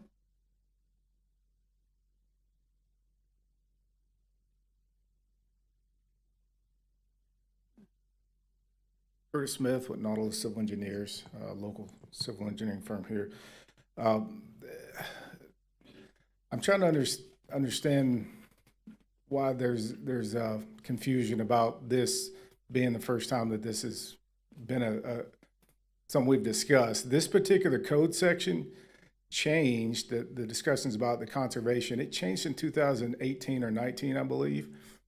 And part of the reason that it changed was during that time frame, preservation was allowed on lots back then. Mr. Burgess on the commission probably knows this better than anyone because he's been practicing here for so long. And we've seen the ebb and flow of this code. We used to be able to do preservation on the lots to meet this 60% requirement. What was happening was all those owners were clearing that preservation area, and it was very difficult to get them to stop because they owned the land. So back in, I believe 2018 is when that happened, and it got formalized in that 2019 big update. All the preservation got moved off the lots. It was no longer allowed to be on the lots, so it had to be in common area. So if you can imagine that you now have to put the 60% preservation, as well as all the stormwater, as well as your pump station, as well as your roadways and other infrastructure, you can't do that anymore and hit that 2-to-1 density. It's really not possible to do that. And we've actually less dense. I know, but what I'm saying is we've done numerous designs and looked at what can you actually really get, and it's I'm getting some bad echo here. It's actually closer to 1 unit an acre is about what you can get if you tried to not include stormwater management. in those areas. So that's kind of why that happened. Also wanted to just point out that this is not precedent setting. I could point to at least 3 neighborhoods that I can think of offhand that this has been approved on in the last 4 years. So I know I've had one, and I think Mr. Burgess there has had 1 or 2 as well.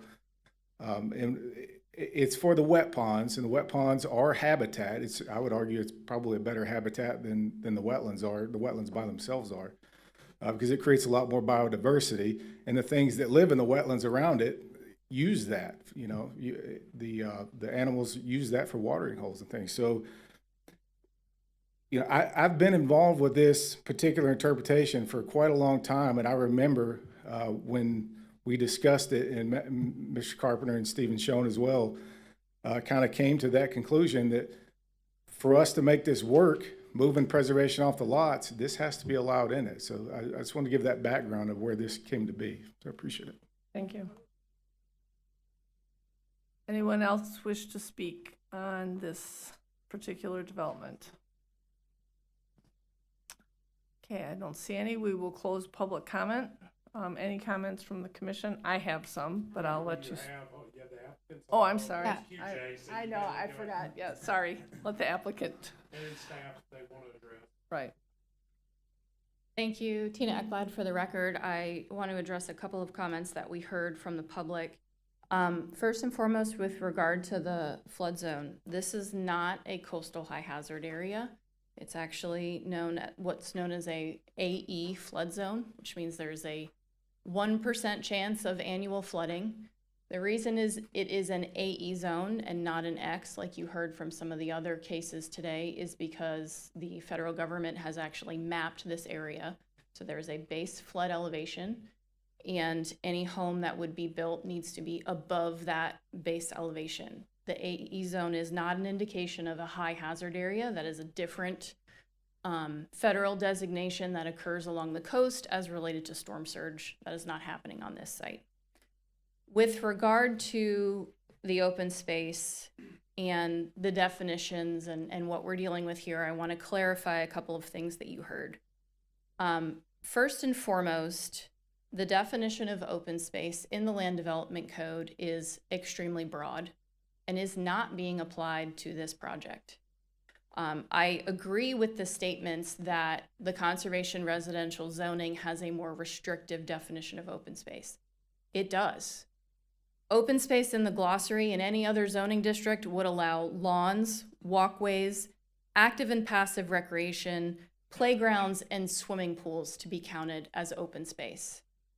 Those things have been eliminated. Additionally, as you heard from Curtis, we are no longer allowed to provide preservation within a lot.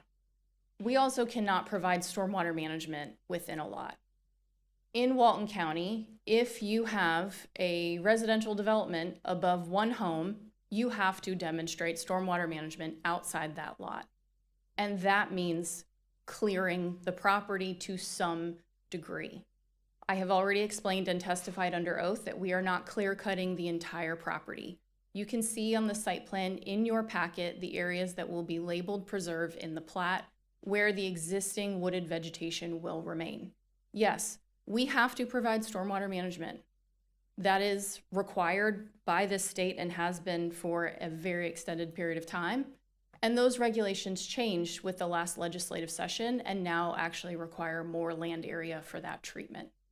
In addition to the fact that, yes, we are in a flood zone and we need to address those requirements. Specific to the language that you kept hearing, the Conservation Residential Zoning District specifically states a minimum open space percentage of 60% must be provided that is consistent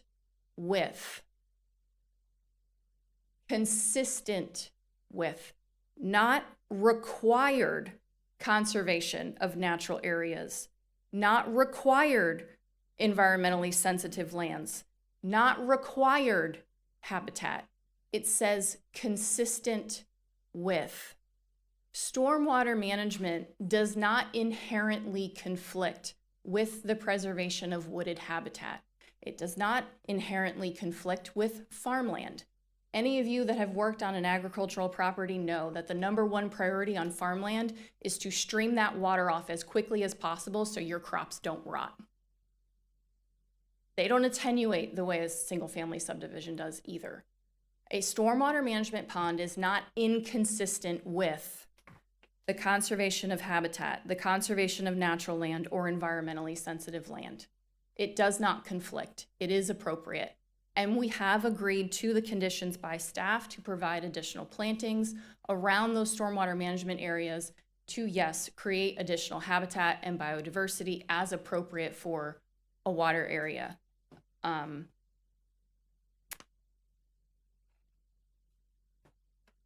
So I would just remind you additionally that with regards to the arguments made about the director's determination, it is the February 10th, 2025 determination that is being put forward, that not just this case, but every other case that comes before you in this zoning district will need to comply with. That determination states that farmland is generally disturbed and not environmentally sensitive and does not have ecological value. When you couple this again with the fact that farmland is disturbed, it does have stormwater management, again, we are not inherently inconsistent with these terms. And so there's a lot of chatter going on and it's very distracting.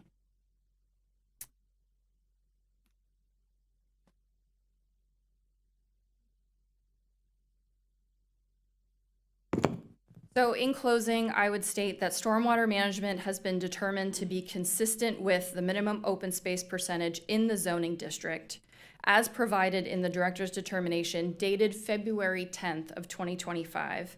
And the site plan before you tonight, dated February 4th of 2025, is consistent with the conservation residential zoning district and the minimum requirement of the 60% open space. I don't know if you want to ask me. I don't know if you would like to ask me questions now or if you would like for staff to go next. I'm not sure the right process. I believe the process would be to ask any questions you have of the applicant this time, because Okay. staff has the entitlement to go last.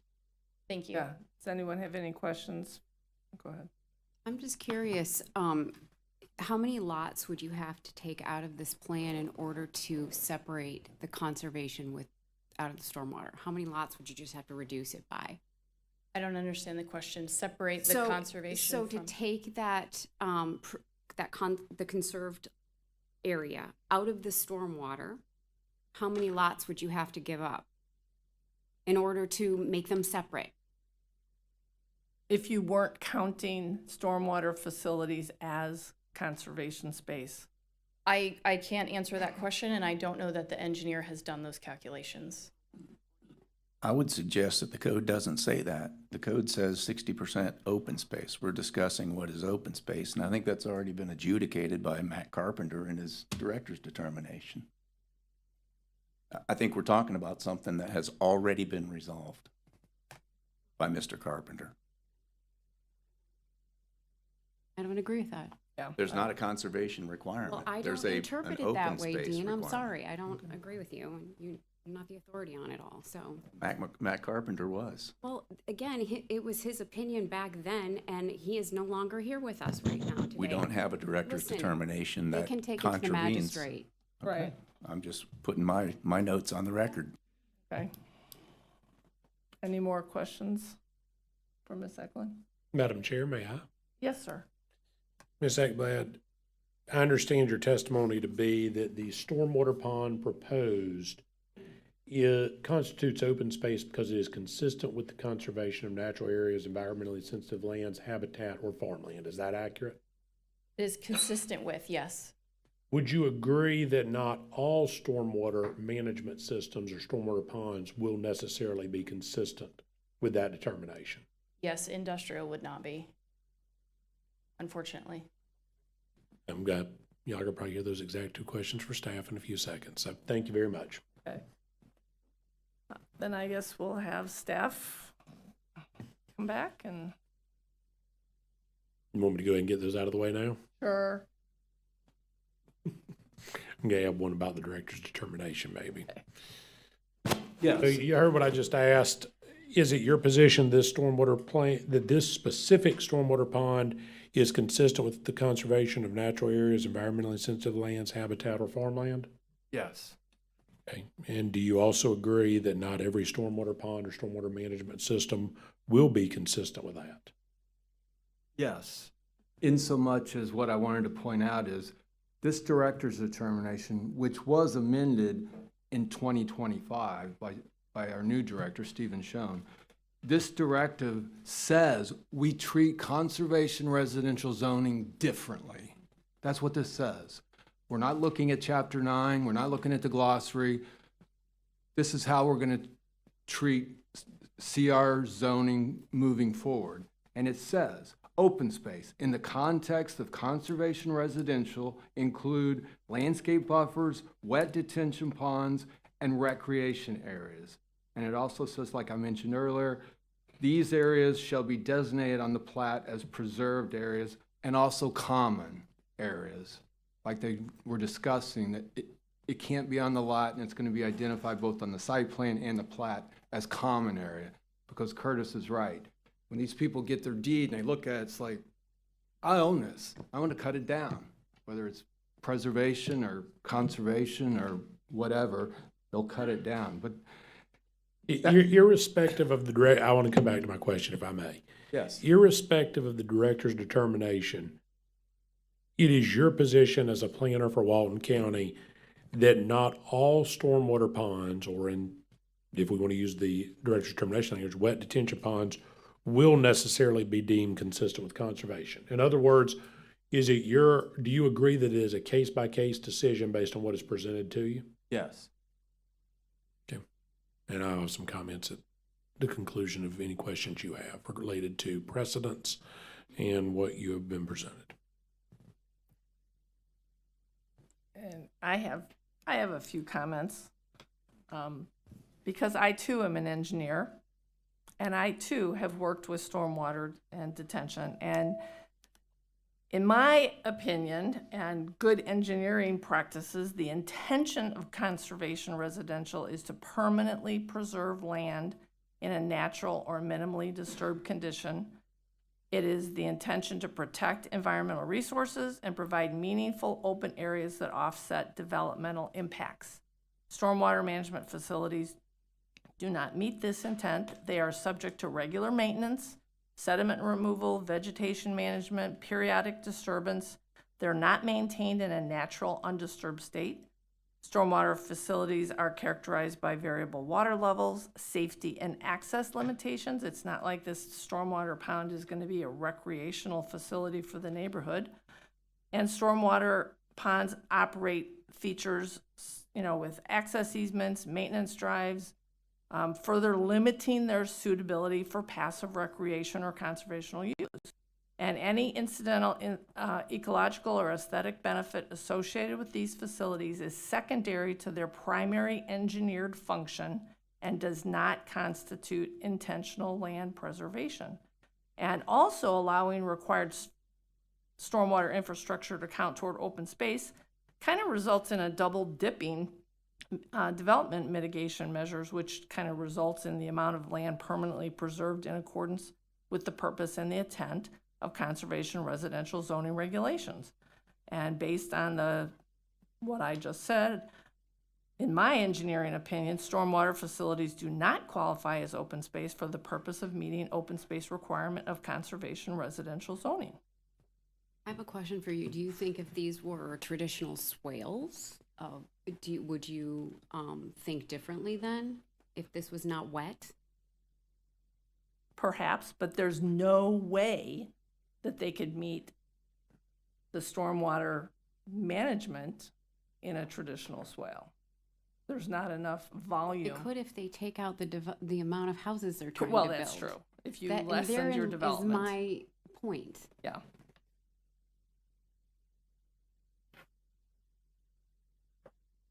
Did you have further comments? I just want to make a couple. So first off, you've had multiple comments today that this will set precedent. First and foremost, there already is a director's determination. I will come back to what that means and does not mean for you later. But I can assure you what you are doing here tonight does not set precedent. You are an advisory board, and therefore it is not precedential.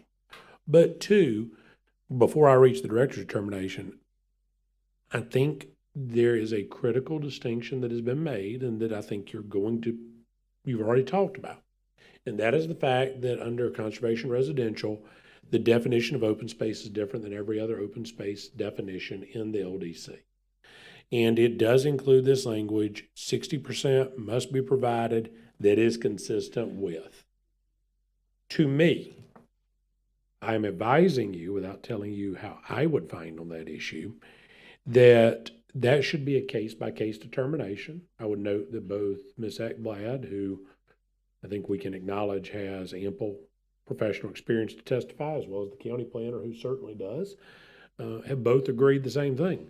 Not all stormwater ponds or stormwater management systems will be consistent. It must be a case-by-case determination. Now, whether that determination needs to be made at this time or not, that is a fair question. Certainly, I think on one side you could hear argument that we're proposing you a site plan, we're laying this out here, and this is what it is. If what we put in isn't deemed consistent once it's in, then we may have a DO violation, and you should look at it then. On the other hand, you're going to have a question about why do we wait that long? Why don't we make sure they do it right the first time? Those are policy questions that are not within my purview to direct you on how to answer. But what I would say is I do not believe this to be precedential in nature. As to the director's determination, you are not bound by that director's determination, no more so than you're bound by Mr. Arline's letter, or if I were to tell you my opinion of where I think this falls, but I am not going to do that because I'm not offering testimony. What I will tell you is that I believe it is a case-by-case determination under conservation residential. I believe the director's determination has been issued as a method of providing planning staff consistent guidance with when they review those issues. I have consistently been of the opinion that a director's determination should guide staff's opinions until and unless they are changed for how they present projects to you so that we have consistent staff presentations. That is all that is. You ultimately have to base the testimony on what you heard today on whether or not competent substantial evidence exists that this is consistent with the Land Development Code and Comprehensive Plan. So, does the director's determination in and of itself make this consistent with the Land Development Code? No, it does not. It had to be on the testimony you heard here from them. Now, you've had testimony from people on both sides of this issue. Ultimately, base your recommendation on that. It'll go to the magistrate. There will be a whole lot more discussion at that level. And my guess is we might even have discussion further down the line about that one way or the other. But do not fear setting precedent one way or the other, approval or denial, because you're going to have to evaluate each one of these under this. And I don't believe that is inconsistent with the director's determination either. So good luck with your decision. Thank you. All right, any more comments from the commission? If not, I would entertain a motion. I move that we deny the request. I second. Any more discussion? Do you wish to state any additional reasons for the record so they may be included when they are presented to the magistrate? Well, for the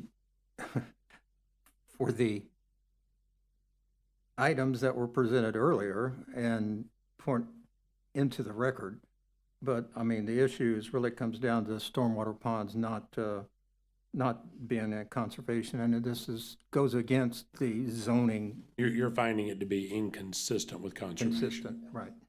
Fair enough. I just wanted to, if that's what we're doing, I want somebody to put that on the record so it can be argued at the next level. Yeah. Inconsistent with the zoning category. And my feeling is that conservation, this is not conservation. When you go in and cut stuff down, it's not conservation.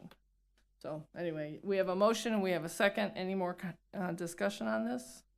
All those in favor signify by aye. Aye. Opposed? Nay. Any abstentions? Okay. So the motion to deny, Motion recommended. excuse me, Right. since we are a recommending board, yes, we are recommending denial. For the reasons stated in the motion. Yes.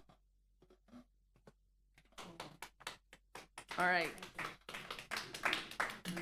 The next item, Ms. Schultz, do you want to?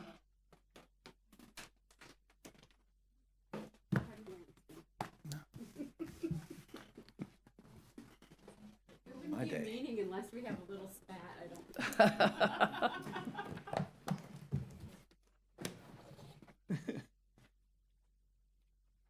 Okay, this next project is called the Garages at Miramar, Phase 1 and 2. Tim Brown, one of our senior planners, has reviewed this project, and at this time, I'd like to ask Tim to please come up and make the presentation to you. Can I have like 1 minute?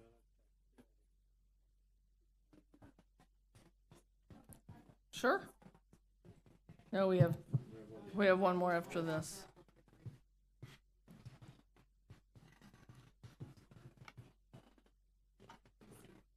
Nobody told me it'd be this long, so 10 minutes before the meeting. Well, I did. I saw I've seen plenty on here before. Kristen has snacks. Well, I said I brought snacks.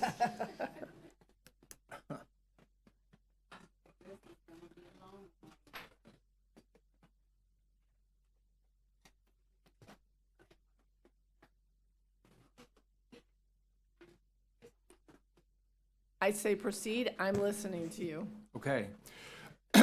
This is a major development or application submitted by Nautilus Civil Engineers requesting approval to develop a 49-unit vehicle, boat, and RV storage facility with associated sales center and infrastructure in 2 phases on 10.06 acres with the future land use of mixed use and a zoning of coastal center mixed use. The property is located in District 4 on the north side of Highway 98, east of Botanic Way and west of North Holiday Road. I handed out a revised staff report. I found a couple errors that I wanted to make sure that were corrected.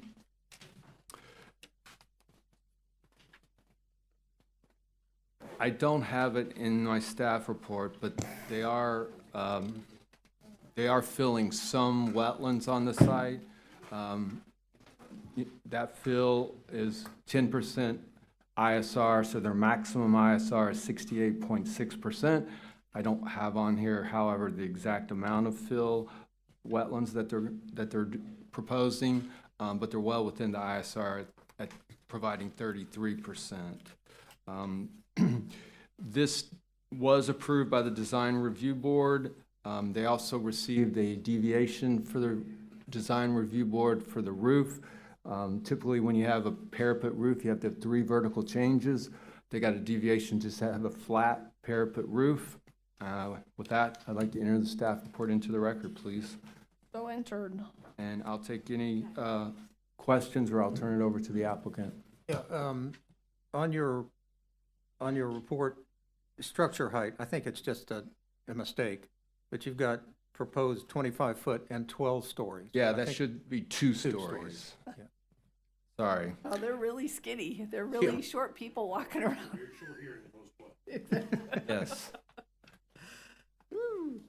And I just wanted to comment, in the original staff report, I did look through the revised one that you gave us, but it did show, and I can bring this up with the applicant, but it said plus or minus 7.12 acres of jurisdictional wetlands and 2.09 will be impacted. That's what I read, so. Well, I didn't catch that error, but I caught a couple others in this new staff report. Okay. Any other questions for Mr. Brown? All right, thank you.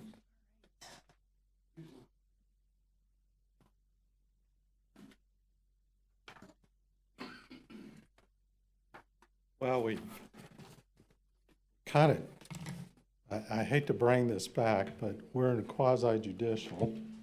You know, originally when I got up here earlier, we were in legislative, which are treated very differently or should be under the code. This is actually a formal hearing, and that's how I'm going to present it. with testimony. Some of you may have noticed, like when Clay swore everybody in, I didn't stand up and do it because I'm not providing testimony, I'm just asking questions.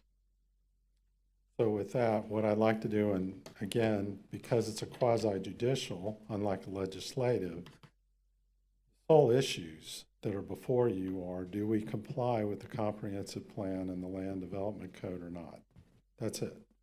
If we comply with the comprehensive plan land development code, we get approved, and if we don't, we don't. So with that, what I would like to do is start out, I'm going to call Melissa Ward, who's a land planner.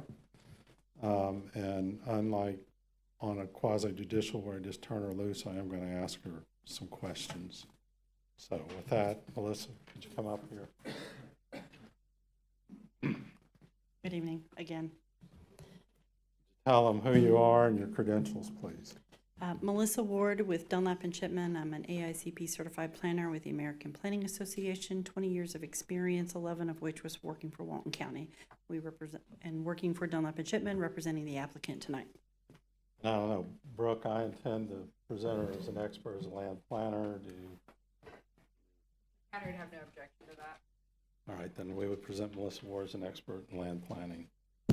Ms. Ward, have you had an opportunity to review and work on this application for the purposes of determining whether or not this meets the specific requirements of the Land Development Code and Comprehensive Plan?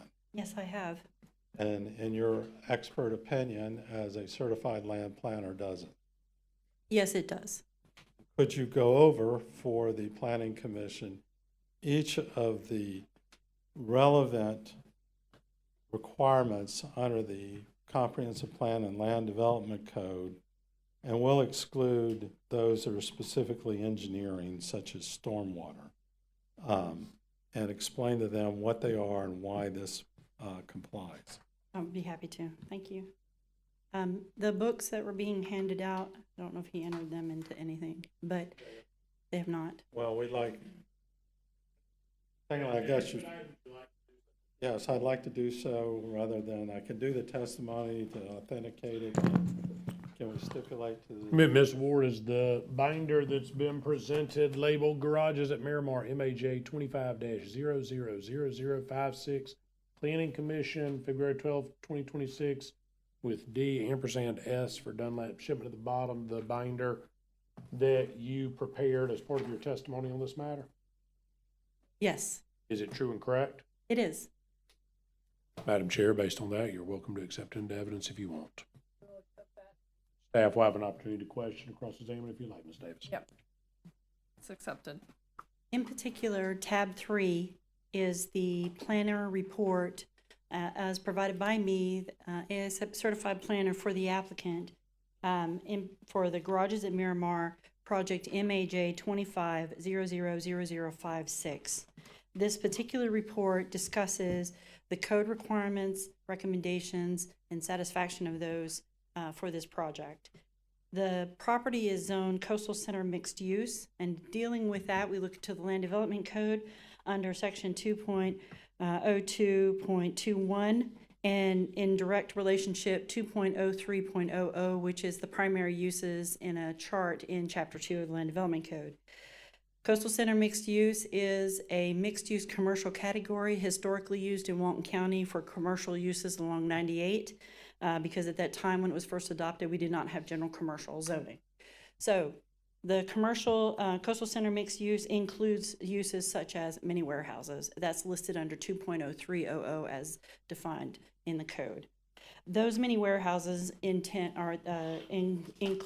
what is the proposed development of the 49-unit storage vehicle, boat, and or recreation vehicle storage facilities.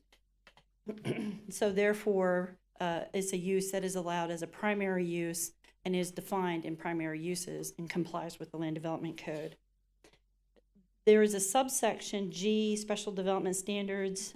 All of those, which I don't, if they're in the report, all of them refer to things like maximum height of 4 stories, scale and uses at the edge, allow and different definitions under limited lodging, single family, and dwelling These actual special conditions do not apply to this project in that most of them are related to height restrictions that it does comply with that first one of a 4-story at ground level, but it does not apply in that they have, this is not a residential development. Okay.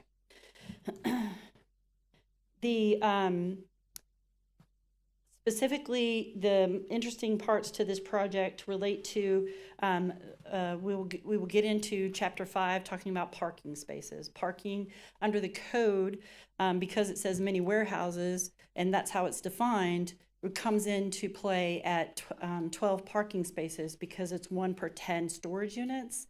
However, what the engineer did, rightly so, was went to the ITE manual, which is an allowed and acceptable methodology in the code under subsection 3 of 50201E that allows you to use the IT manual to properly identify the right kind of parking. This site provides, it shocked me when I first read it, 288 parking spaces.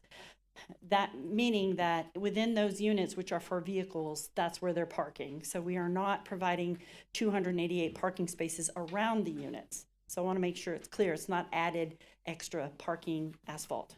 Do you have a question? Yeah, it says 228. I'm sorry, 228. I just wanted to make clarification. No, you're right. You're right. Yeah. My apologies. You're good. It's kind of bad when you get a little older and you have to switch out your glasses to see different distances. I feel your pain. Yeah. So again, what the engineer did was they used the ITE manual, and the staff agreed to interpret the right kind of parking for that instead of minimizing it to 12 parking spaces as the minimum allowed by the code. The buffers and setbacks, those are found in Chapter 5, relate to 50003 for commercial uses, include a requirement for between commercial developments in zoning districts. They have a 25-foot front setback along 98, a 10-foot side setback, and 20-foot rear setbacks. And there's 204 linear feet along 98 in that scenic corridor, which requires it requires a certain amount of vegetation, a part of that buffering. They provide that buffering on the live oak 40 per 40 feet, 5 are required, and they are providing 5. So this is the list. There's a chart in there that shows that information, that for every 75 feet, they're required to have an understory tree. They are required to have 3. They're providing 3. For every for the shrubs, for the linear feet, they need 408. They're providing 408. So they meet that buffer requirement along the scenic corridor. In addition to that, they have an uncomplimentary land use buffer to the rear, where they are commercial against residential, and they are required to use the type A buffer, and they provide that buffer in natural vegetation along that area. There are wetlands on the property, and we were just talking about what is and what is not. So could you pull up the site plan, please? So for clarity, if it will make it any clearer, the original application said that the property was 10.07 or 06 acres of land.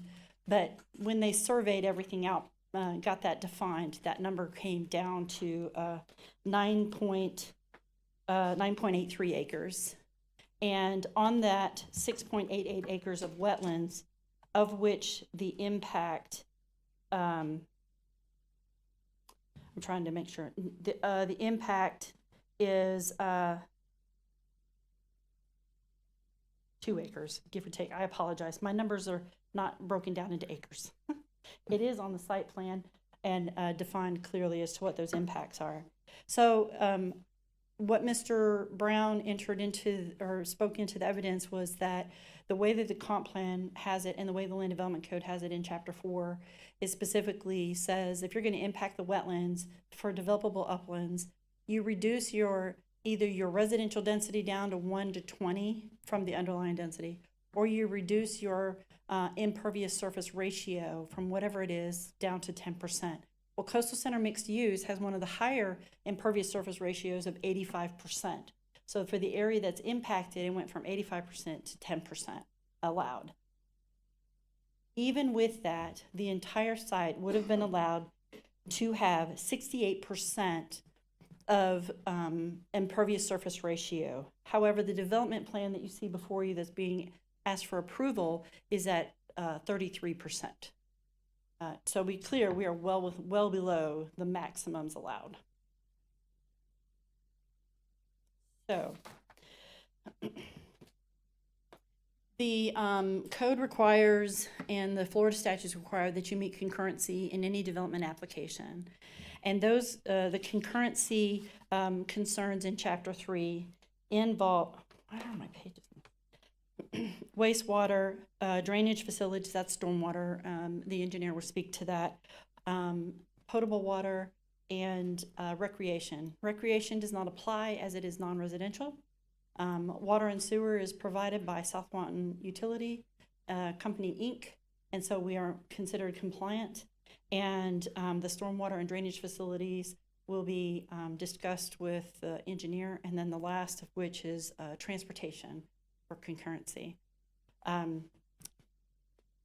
will let Gary speak to transportation, in that we have a transportation study that speaks to the requirements of trip generation, but concurrency mitigation is different.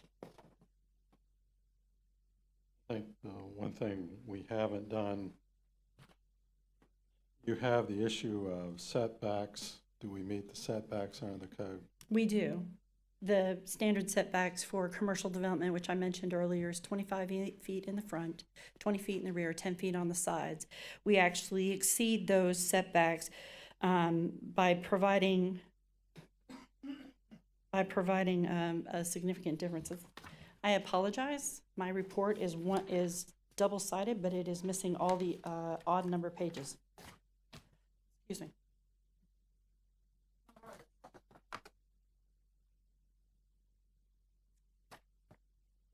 Yes, it is. All right, so the setbacks on the front are 96.2 feet, far exceeding our required minimums. On the side are 11.5 feet, which are supposed to be 10 feet. And in the rear, 20 feet, they are 27.5 feet. Yeah, I was following along in your report, and I was having trouble too, and I just noticed that the odd numbers are missing. I apologize. I was looking, I was like, I don't know what's happening here. And that is my fault entirely. I was making copies and I messed it up. I'm sorry, very much so. I have a question for you, Melissa. Yes, sir. The environmental assessment that's in here, that was done by Ecological Resource Consultants? Yes, sir. On the cover page, the way it's written, it looks like it was prepared by John King, who's one of the... No, that's their client. That means that's who they're preparing it for. Okay. Who entered the contract and paid for the environmental assessment. Yes, sir. Yeah, because below it says prepared for Walton County, so it's a little ambiguous. It's confusing, but if you read at the very bottom, it gives you the date that the original assessment was done and that it was prepared by Ecological Resources Consultants. Yes. I think you'll hear our next witness, the engineer.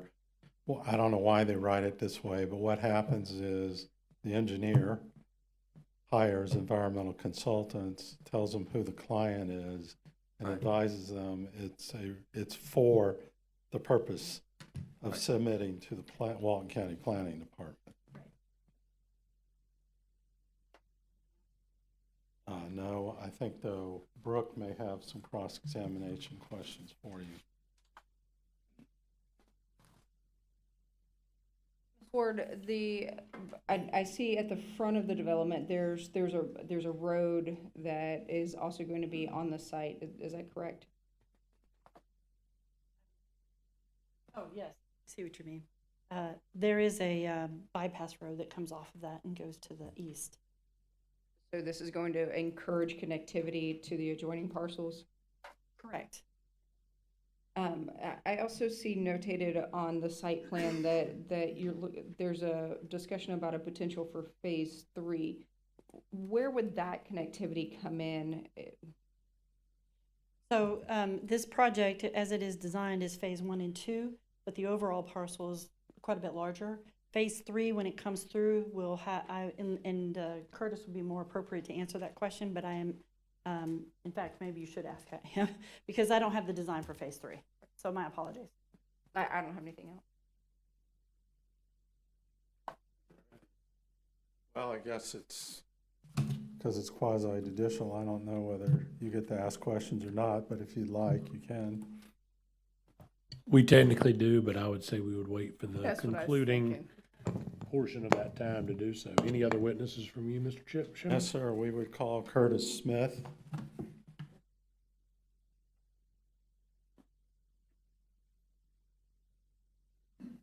Good evening, Curtis Smith with Nautilus Civil Engineers, SMITH. And Mr. Smith, would you share with the Planning Commission your qualifications and credentials? Yes, sir. I'm licensed civil engineer in the state of Florida and Tennessee, and in active status currently. I've been practicing for approximately 18 and a half years. With Nautilus Civil Engineers, I think I'm on year 9 here, practicing locally here in Walton County. And where did you get your engineering degree? Tennessee Technological University in Cookeville, Tennessee. And do you specialize in a particular area of civil engineering? Land development, site, commercial, industrial site design, residential subdivisions, transportation, and stormwater. We would tender him as an expert in civil engineering.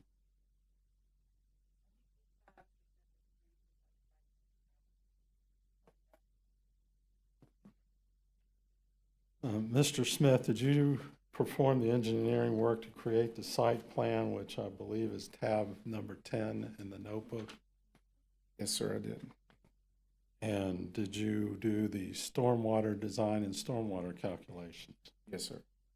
Could you share with the Planning Commission your stormwater calculations and any other specific engineering items on the site plan that you believe are important to point out the compliance with the Comprehensive Plan and Land Development Code? Yes, sir. So this drainage plan was heavily designed based on meeting floodplain development areas. There was a flood study that was done on the adjacent property, the Botanic, which is some apartments that have recently been constructed. That flood study did actually extend onto this property, so we had a base flood elevation from that. We designed a very large retention pond to help offset that floodplain fill. And in fact, we far exceeded it. We had 2,000 cubic yards of fill and 2,450 cubic yards of replacement on that. So in doing that, also our stormwater ponds far exceeded the water quality requirements because we actually have received environmental resources permit from the state of Florida, which covers the wetlands and the stormwater. And as part of that, with them, we actually made sure that we met the more stringent requirements that were imposed on projects that discharge ultimately to the Choctawhatchee Bay. Because it's an impaired water body, we have to far exceed the standard requirements. So this particular one had 103% excess water quality volume in our large pond, 88%, actually a combination of about almost 100% excess in phase 1. The phase 1 and 2 stormwater management systems do stand alone. They originally did not, but during the middle of the design and review, we revised so that they stand alone. That helped the reviewers a little bit, as well as just ultimately made for better water quality and attenuation. This slide I have up here is phase 1. It includes a very large permeable paver system and a wet pond in series. And this one is phase 2, which is the very large retention pond in the back. And that retention pond ultimately is almost the size of a soccer pitch. It's a pretty big pond. So it's also an aesthetic feature of this development. Mr. Smith, in your opinion, as a licensed professional engineer in the state of Florida, practicing civil engineer doing design work, Does this meet or exceed the requirements for stormwater as required under the Walton County Land Development Code and Comprehensive Plan? Yes, sir. It meets it and far exceeds it in terms of the water quality requirements. Did you design the access into the development? Yes, the access into the development is, the primary access of Highway 98 is existing. There are access easements there. The McDonald's in Miramar Beach has used this for a number of years. That access is actually on this property with easements on it. So the easement continues east-west, and there is another development that's in planning for the eastern parcel, and we have the roadway that connects to that, as well as the easement that already exists on that. So basically, the access is development. You leave a state road onto a private easement to get to it? Correct. And the private easement is actually owned by this property? Partially, yes. I believe it does split just a little bit into the McDonald's property, and most of it is on this property. Is any portion of the access a county road? No. Now, did you perform a traffic study? Yes, we did. I believe it is 12? 12.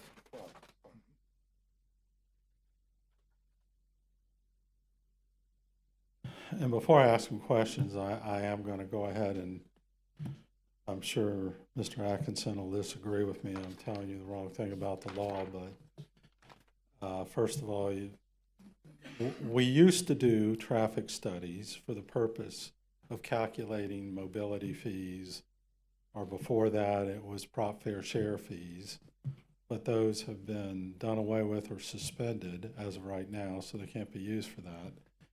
And under Florida law, you can't deny a development order based on traffic. So it's only for the purpose of calculating fees, which we don't have anymore, but we still do one because it's part of the packet we have to submit. So I am going to ask him to go ahead and go over the traffic study since we did submit one. So if you could, Mr. Smith, go over the details of the traffic study. So the short summary of it, in my opinion, one of the reasons we still do this is so that the county can continuously update the concurrency management spreadsheet, which keeps tabs of future trips that will be on our segments. This particular project has a very low trip generation given the nature of what it is. It produces 10 p.m. peak hour trips. That's what we base these on. 5 in the entering direction, 5 in the exiting direction. Those trips are about 0.1% of the capacity of the roadway, so extremely small compared to what's on 98 there. Mr. Smith, there was a question earlier about phase 3. We're only seeking a development order today on phase 1 and 2. That's correct. There is nothing conceptual or otherwise for phase 3. The owner does own additional property to the west of the phase 2 area. Nothing planned on it at all. And as far as how you access it and that sort of thing, that would have to be addressed if or when that ever was thought to be developed.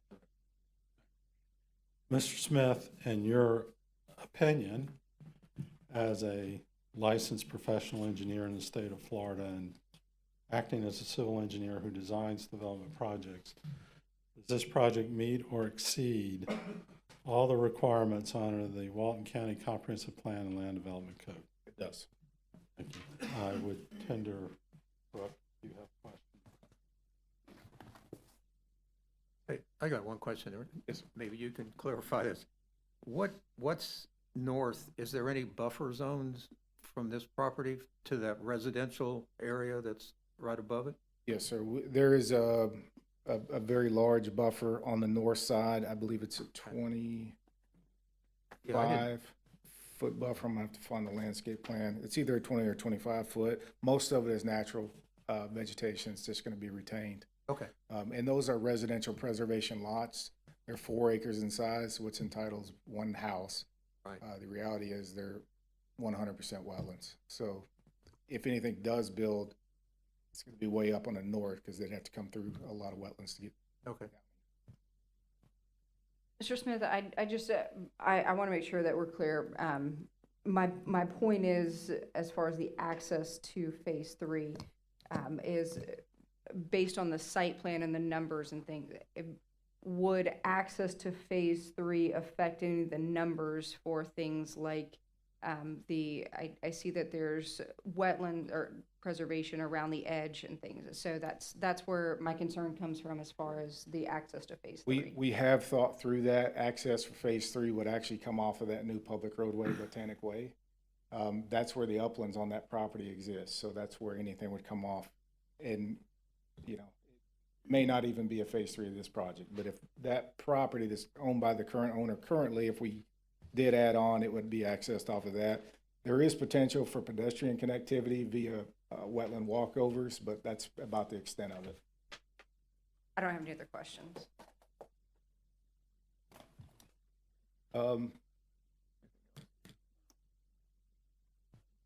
I think that concludes our presentation. So I guess at this point, we're ready for the public comment. Be clear, does staff have anything else they wish to add as part of the evidentiary portion of this hearing?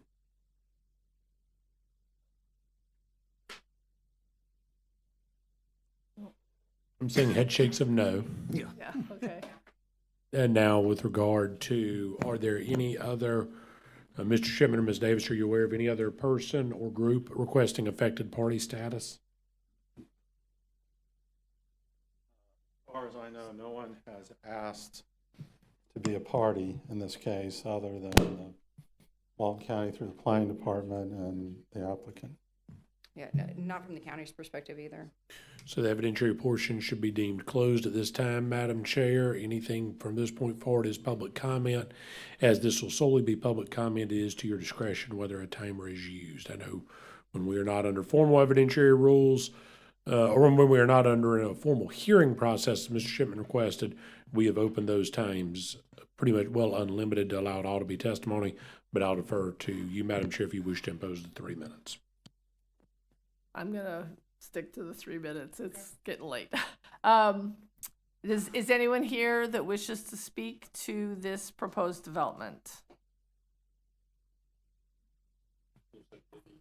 There you go. It scared them away. Like, I only got 3 minutes. I'm not talking. All right, we will close the public comment period. Any more questions from the commission? I just had one really quick question. Is the sales office for to sell the units, lease the units, renting the new units? What are we doing here? Just curious. Yes, ma'am. These are actually planned to be condominium and sold as purchased and owned units. The sales office is also going to support other projects similar to that in the region, but Okay, it'll be for selling these units. got it. Okay, thank you. I remember when this came up for zoning and we talked about this luxury car condominiums. So I do remember that. Any other comments or questions for the applicant? All right, hearing none, I entertain a motion. My motion to approve? Second. Any more questions and comments? All right, hearing none, all those in favor signify by aye. Aye. Opposed? Abstentions? The motion is approved to move this on to the recommended approval. That's it. Thank you, Clay. All right. Our last agenda item tonight is our Johnson RV Park, and Mr. Baronti is going to share his knowledge on this project. Yes, Madam Chair. As you said, this is the Johnson RV Park request to approve by final order, project number MAJ 25000037. It's been reviewed by myself. This is a major development application submitted by Dunlap Shipman P.A.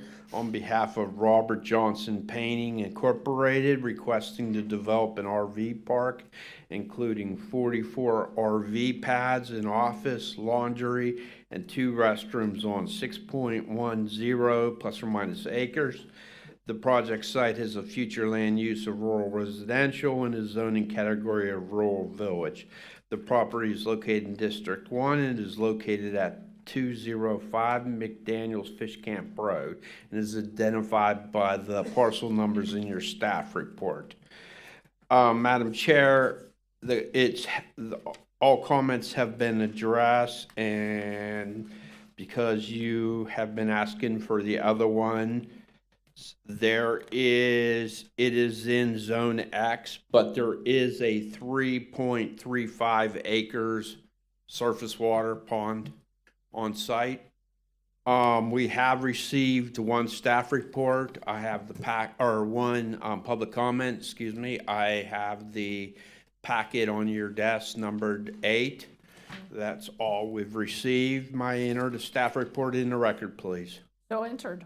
Can I turn it over to the applicant for further presentation? Yes, sir. Thank you. Thank you, Mr. Baronti.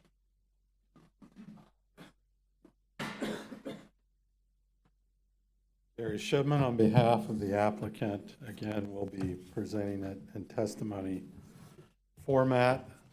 I would, however, like to ask Mr. Baronti, because he asked me if I could let him testify tonight, so would you come up so I could ask you a couple of questions?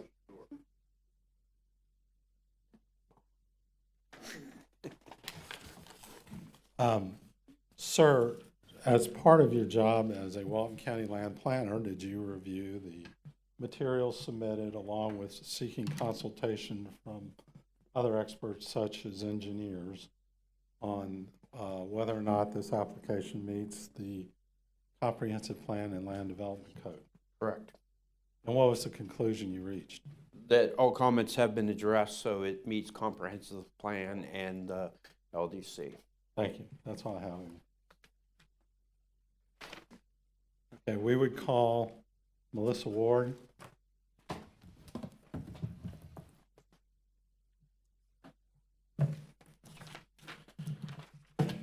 Just for the record, would you tell the Planning Commission your name and your credentials? Good evening again, Melissa Ward with Dunlap and Shipm. I'm a certified planner with the American Planning Association with 20 years experience, 11 of which is with Walton County. We would like to tender this witness, Brooke, to as an expert in land planning. I think the way that the magistrate has recommended is that Okay. and not designating. We accept. I believe, Madam Chair, you can accept based on the prior hearing where you heard the same testimony from the same people. So we will accept We accept the that. tender for the same, for Ms. Ward as she was at the last, same way we will the counties. Yes. Ms. Ward, did you review and participate in the preparation of the application for purposes of seeking a development order here? Yes, I did. And did you review it for purposes of determining whether or not the application meets all the applicable requirements of the Comprehensive Plan and Land Development Code for Walton County? I did. And in your opinion as a land planner, does it? It does, yes. Would you share with the Planning Commission the specific aspects of the Comprehensive Plan and Land Development Code that would apply and why this application meets the requirements?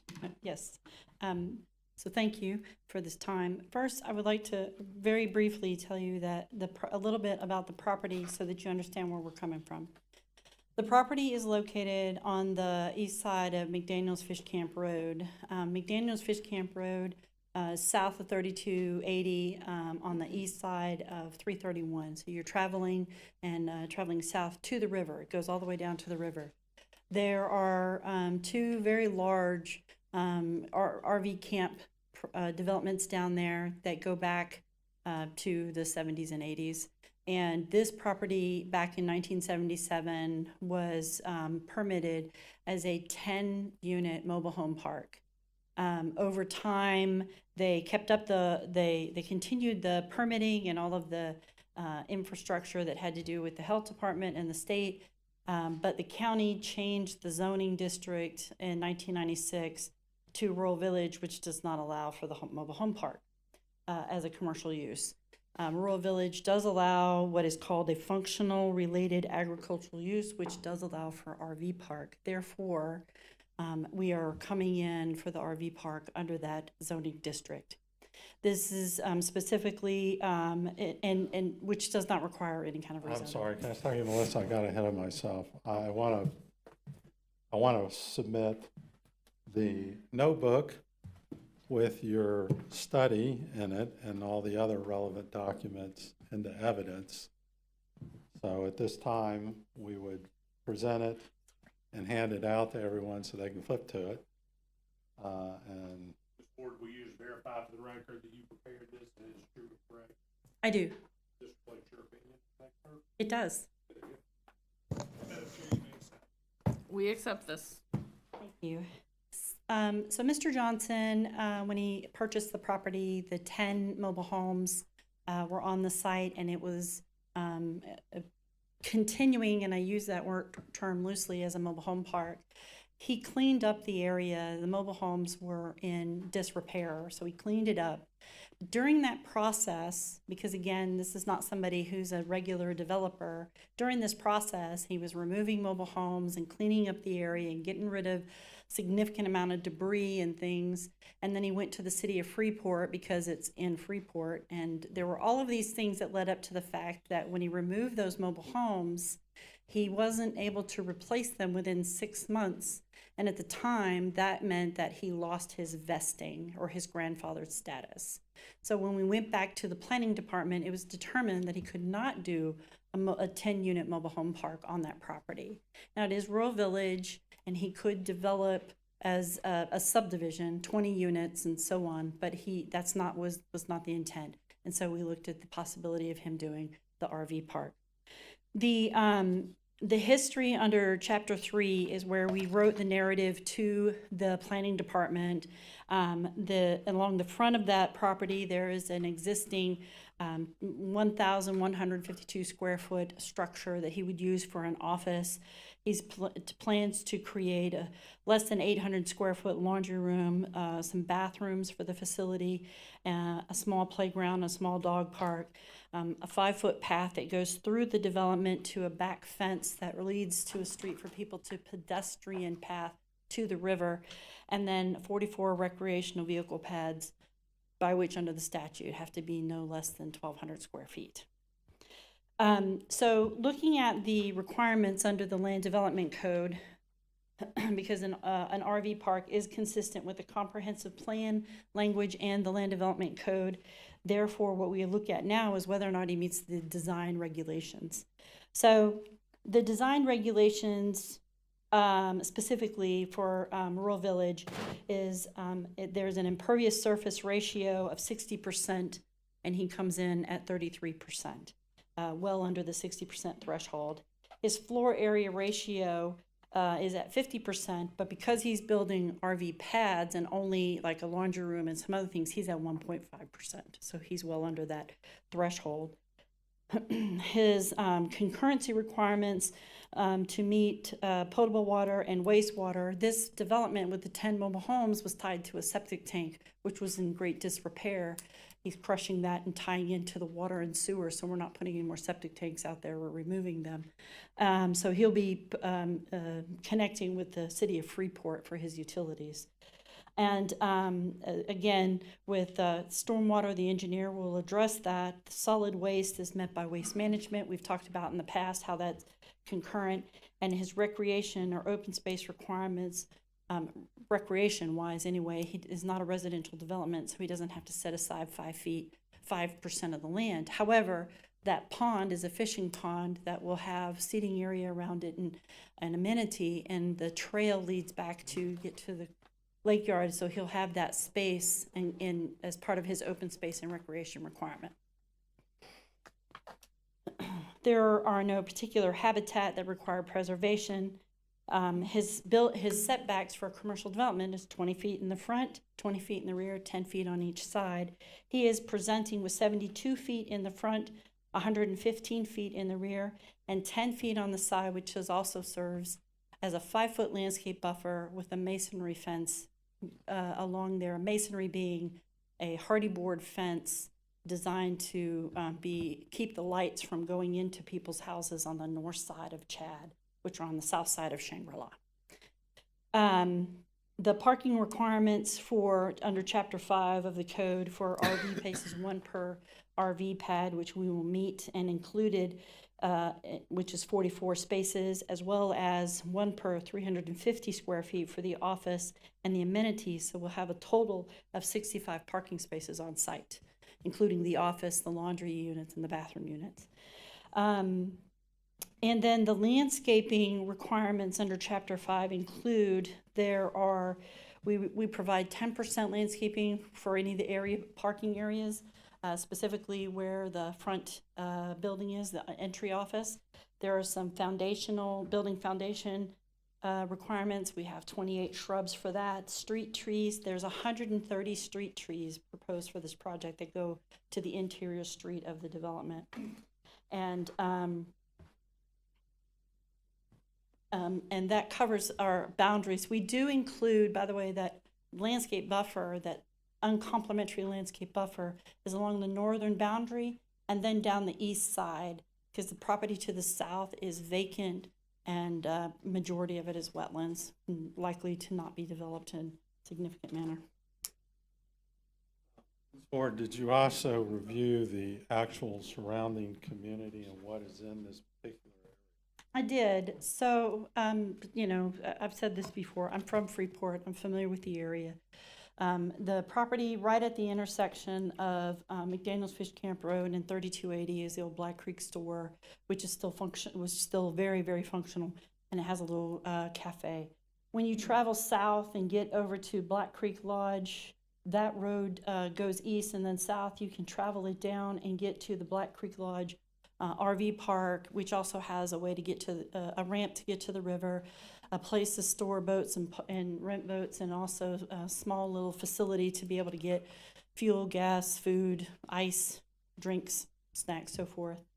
Following McDaniel's Fish Camp further down and getting to Shangri-La, you would and head to the east. In the back, there's some light industrial use zoning for some existing commercial businesses. And then further down, so right underneath Shangri-La, that subdivision, underneath that is Chad Lane. That's the site with a proposed RV park. Traveling south on McDaniel's Fish Camp Road to the end, and then over to the east is the Live Oak Landing, which is another RV park. Same condition. They have boat ramp facilities, and they have some cottages that are there full-time, and they have RV spots available for people to come visit. Using the old vernaculars, there's basically 2 fish camps down there in this area on the river. There is. But well, that was my question. This is kind of a fish camp RV park. In other words, somebody's going to park their RV there and long-term. It's not like coming in and out. They're not developing cottages. These are RV pads. Oh, I know. And Right. I'm just trying to answer your question. Okay. Okay. The RV, you pull an RV in and you leave it there for a year or whatever, so it's long-term. It's not a short-term. You could do either. Can be. So statutory requirements are, if he's going to allow long-term space rental, Right. he has to get that kind of permit with the state, or he gets the other kind of permit with the state in which he is allowing only people to come in and leave, and they can't stay for the whole year. They could stay for 4 months, but right. they can't stay for the whole year. I think the focus we're trying to point out here is that this is an area where people, historically, they may come down and stay for a while, and they go fishing or they go hunting out there on the river. And that's kind of been that area's focus for 50 years. Okay, I don't have any further questions of this witness. Brooke, if she has any, and then questions for y'all. Ms. Ward, I see from the site plan, it looked, or from the future land use, looks like to the northeast corner, there is an industrial and extractive use property. Can you give us some direction on how that works for compatibility with this site? So I'm going to refer to our image over here, specifically this, I'm pointing, sorry. This development here that you see, these pictures, that is the development that's at that corner just to the northeast. The property, our development site, we butt up next to them. If they were developing today, they would have to have on their side of the property a 25-foot buffer from everybody around them because they are just an island in the middle of all that. They don't, and that's okay for us. What we have is we've included landscaping along our side to their view on the outside of our fence, and a fence so that we do not intrude with our vehicle as we pull in, with our and park, and that is our position. We do not have a compatibility issue related to uses or concerns with the RV park, as it is a functionally related agricultural use of commercial, very low density, very low intensity to that development. They are actually more intensive for the area than we are. So we did not make any greater instrumentation. In that same corner on the site plan is a dog park area and the laundry area. The RV pads are further to the middle of the property as well. So that future land use being different than the land use of this particular parcel, does that have any effect on any setbacks? Well, our setback that we have provided, so the setback for our property typically in the rear is 20 feet. We've provided 115 feet away from it. I don't have any other questions.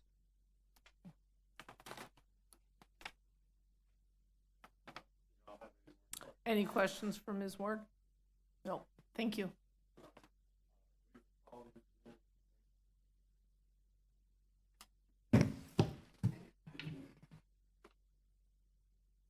Would you tell the commission your name and your education and credentials? Yes, my name is Ross Binkley, Binkley. I am a licensed professional engineer, licensed in the state of Florida since 2001. I graduated from Auburn University, and I've been working in Walton County since I was licensed, so I've done several projects in Walton County. And are you a civil engineer? Civil engineer, yes, sir. All right. Did you prepare the site plan and do the stormwater work on this project? Yes, sir.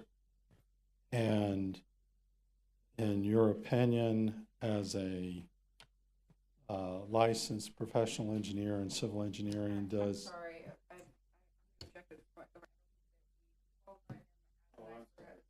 the offer opinion testimony. We would tender him as an expert. I haven't had any experience with Mr. Binkley before, so if I have 2 seconds. Sure. Yeah. Binkley, do you have extensive experience in Walton County? Yes. Okay, approximately how long have you practiced in Walton County? 5 years. Yes. So, during that time, have you frequently submitted applications or engineering work to Walton County regarding civil engineering? Frequently? Right. I don't know how you define frequently, but I have done several projects in Walton County over the years. Approximately how many a year would you say that you've done? I mean, average, I would say over that time, 1 or 2 a year. So essentially, it wouldn't be surprising to say upwards of 50 projects that you've worked on. Yes. Have you offered testimony on those projects? Not in this format. Have you ever appeared before the Walton County Planning Commission or the Board of County Commissioners on a project? Yes, sir. Let's go from there. I don't have any other questions at this point. I'll ask one follow-up. And when you did appear before the Walton County Planning Commission or the County Commission, were you offering opinions as a civil engineer? Yes, sir. And we tender him as an expert in civil engineering. I have no objection. We will accept that. All right. In your opinion, as a licensed professional engineer practicing civil engineering, does the RV park as designed by you meet all the relevant requirements of the Walton County Comprehensive Plan and Land Development Code? Yes, it does. And I think you said you designed the stormwater design for this particular project. Yes, I did. Could you go over the stormwater plan with the commission? And I believe the stormwater plan is tab 11 in your notebook.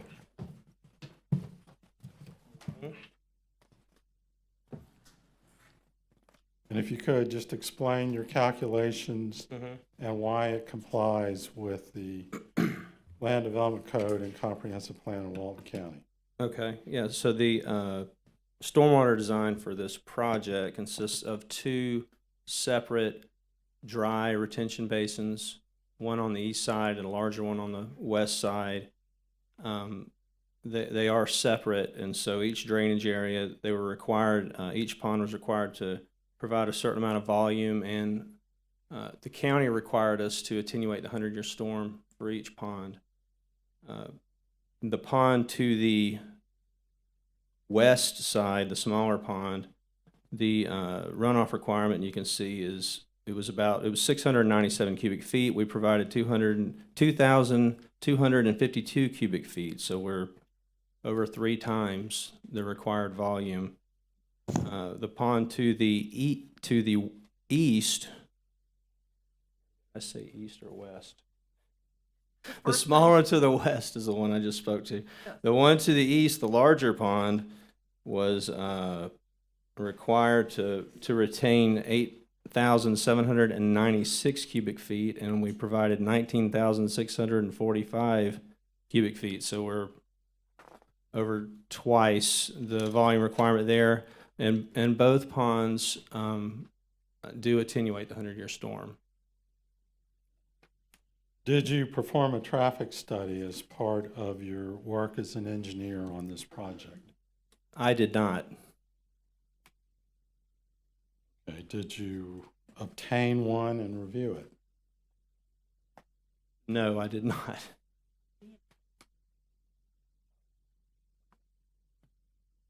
All right, I didn't realize Melissa obtained it, so I'll put her back up here, but as I said before, the traffic study today doesn't really, other than allow the county to update its maps, doesn't really perform any function. All right, I would tender this, or turn over this witness at this time to the planning department. I don't really have any questions. Ms. Davis, do you have any issue with the traffic study included in tab 10 of Ms. Ward's binder? No, we've already stipulated to that being introduced into evidence at this time. So, Madam Chair, there's no reason that we have to call Ms. Ward. She has already testified that's true and correct and an accurate reflection of her expert testimony, and it is included as tab 10. So while Mr. Binkley did not do that, Ms. Ward has. So if we want to forego that, we are welcome to do so. Mr. Shipman is correct. The basis of inadequate trips on a road cannot be the sole basis for declining a project. Absolutely. Is there any questions? Questions on the engineering in this program? All right, we would close our time. presentation at this time and just simply reserve rebuttal to any public comment. Anything from the county? Any affected parties that either Mr. Shipman or Ms. Davis is aware of that have requested party status? I am unaware of anybody requesting party status. As far as I know right now, the only parties are the county planning department and the applicant.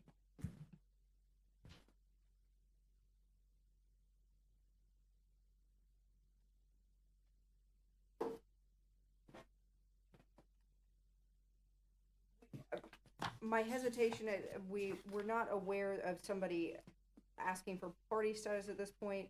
I know there is someone that came forward, I think yesterday afternoon, that wanted to offer some evidence on this, but I have not had any. Let's put that person's name on the record if we have it. I'm asking her to read it into the record so I can. Kathleen Corneliuson. Is that person here tonight?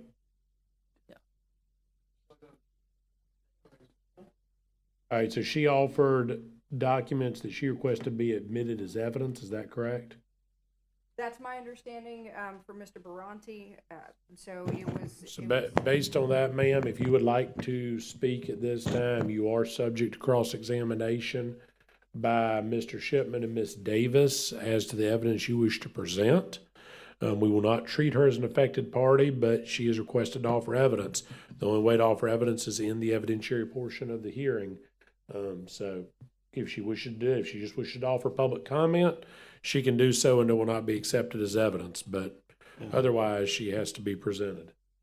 Just to record for the record my objection so that I can preserve it for the ALJ. You can't become a party status by just announcing at a meeting your party status. There's actually a process. I concur with that, Mr. Shipman, but this is an advisory board and it is not the ALJ.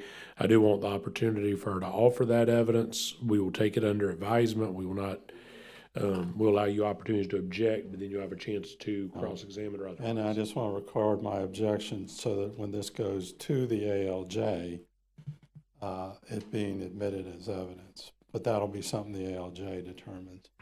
Okay. Thank you. So noted. Okay. Ms. Cornelius. I'm at a loss here because I actually gave the paperwork off by what I remember. So is that what you Sorry. presented to Ms. Baronti, ma'am? I did. It's got maps, and the reason why we are suggesting that you deny this claim, we have done our own research on this. We have 3 RV parks within our little circle of area, including Calypso Cove. There's also 2 other RV parks that are within a 5-mile radius. In the information you submitted, is that information that you independently researched and obtained? Yes, it is. Is it true and correct to the best of your knowledge? Best of my knowledge, yes. If she wants to add any comments to it, that's fine, but otherwise I think she's subject to being questioned by each of the councils for the planning department and Mr. Shipman, and then we can determine whether we admit that into evidence or just take it as public comment, Madam Chair. All right, Mr. Shipman, would you like to address, cross-examine? And we have accepted your packet, ma'am, up here, so everybody has it, but rather than Okay. make you read something you didn't We have. live within try to 300 help feet move of this property. Absent some testimony, I don't know if there's anything for me to cross-examine. Well, you have a report, correct? Yeah, Or whatever right. she has A offered. report, but I've objected to its admissibility, so I don't know that there's anything Why is it for inadmissibility? for me to be here, because I don't think you're properly a party. He's heard the objection. Okay. I received. We will give what I would instruct Madam Chair to do is, and the board is to consider it along with the weight of any public comment. It is now made part of the record. Mr. Shipman's objection is noted. We'll allow the magistrate to take up what evidentiary value it may have. We have accepted this as your Okay. comment, and it'll go as public comment. Okay, because I did provide the information on the deadline that it was requested by Shipman. Yes. Okay. Today, it says public comment, and at the magistrate hearing, it may or may not be accepted. Okay. Thank you. Does anyone else wish to public? Let's close the evidentiary Oh, excuse me. portion and move to public comment under the 3 minutes. Okay, we will close the evidentiary portion. We will open up for public comment, and I'm gonna hold everybody to 3 minutes. Please come forward, state your name, and spell your last name. Yes, my name is James Mulling, M-U-L-L-I-N-G. I'm a property owner, and that was my wife. We live 300 feet of the proposed Johnson RV Park at McDaniel's Fish Camp Road. The 44 pad development on 6.1 acres being considered under the file MAJ 2500037. We respectfully urge you to recommend denial of this application. This project is fundamentally incompatible with our rural neighborhood and fails several key requirements of the Walton County Land Development Code and Comprehensive Plan. First, traffic and safety. McDaniel's Fish Camp Road is narrow, low-volume rural road, pavement often only 18 to 20 feet, soft shoulders, no sidewalks, limited sight lines for curves and trees, and it is an active school bus route. The application's own submission says, no turn lanes are needed. That cannot be correct because a 44 pad RV park will generate over 200 and 400 vehicle trips per day. Many of them large, slow-moving RVs up to 45 feet long. These vehicles will struggle to enter and exit safely.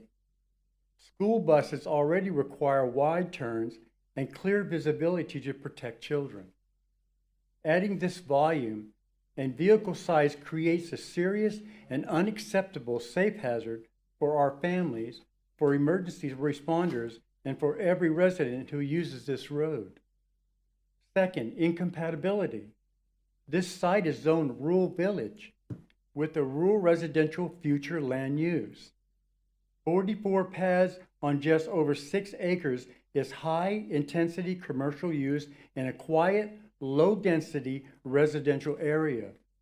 RV parks being transient occupancy, lighting, noise, and constant turnover, none of which belong to a single-family homes. We have seen this before in 2021. The Board of County Commissioners denied the South Walton RV Resort Mall Drive, even after the Planning Commission recommended approval, because of exactly these same issues. It's incompatible, traffic, and harm to community character. Third, property values.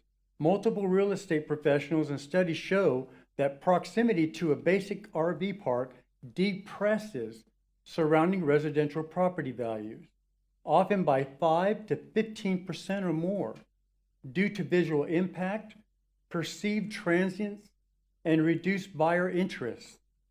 Our neighborhood rural character is one of the main reasons why we bought over there, and so have others who live there. Okay, your 3 minutes are up. Please wrap up. Give me Okay. 15 more seconds.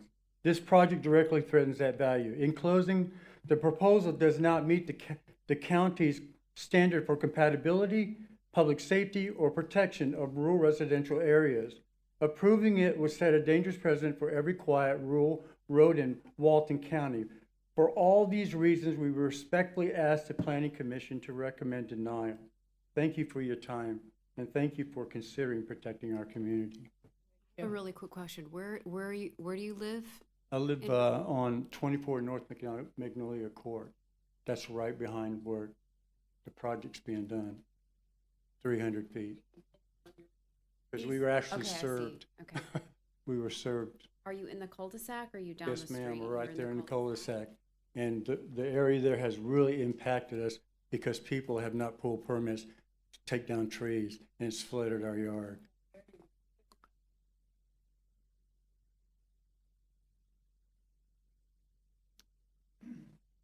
Hi, my name is Dean Hoffman, Hoffman.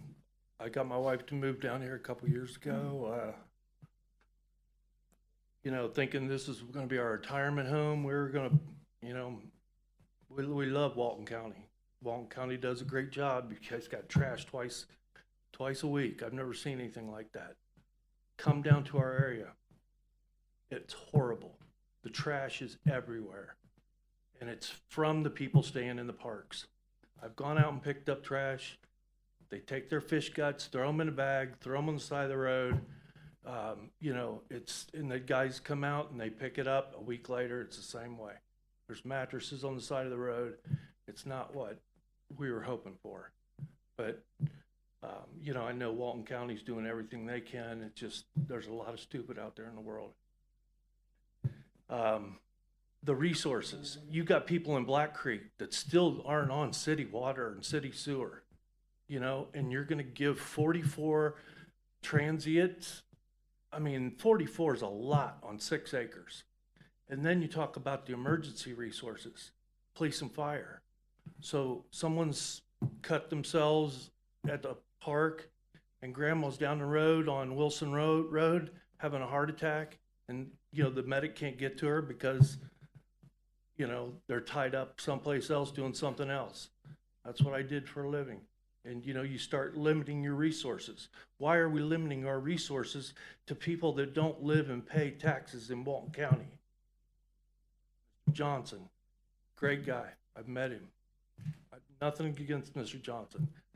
Live Oak Landing came to him and tried to buy his land for a substantial amount of money.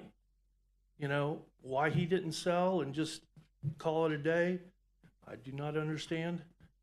But, and then if you want to talk about the creeks, canals, and rivers, that's, it's like the wild, wild west out there.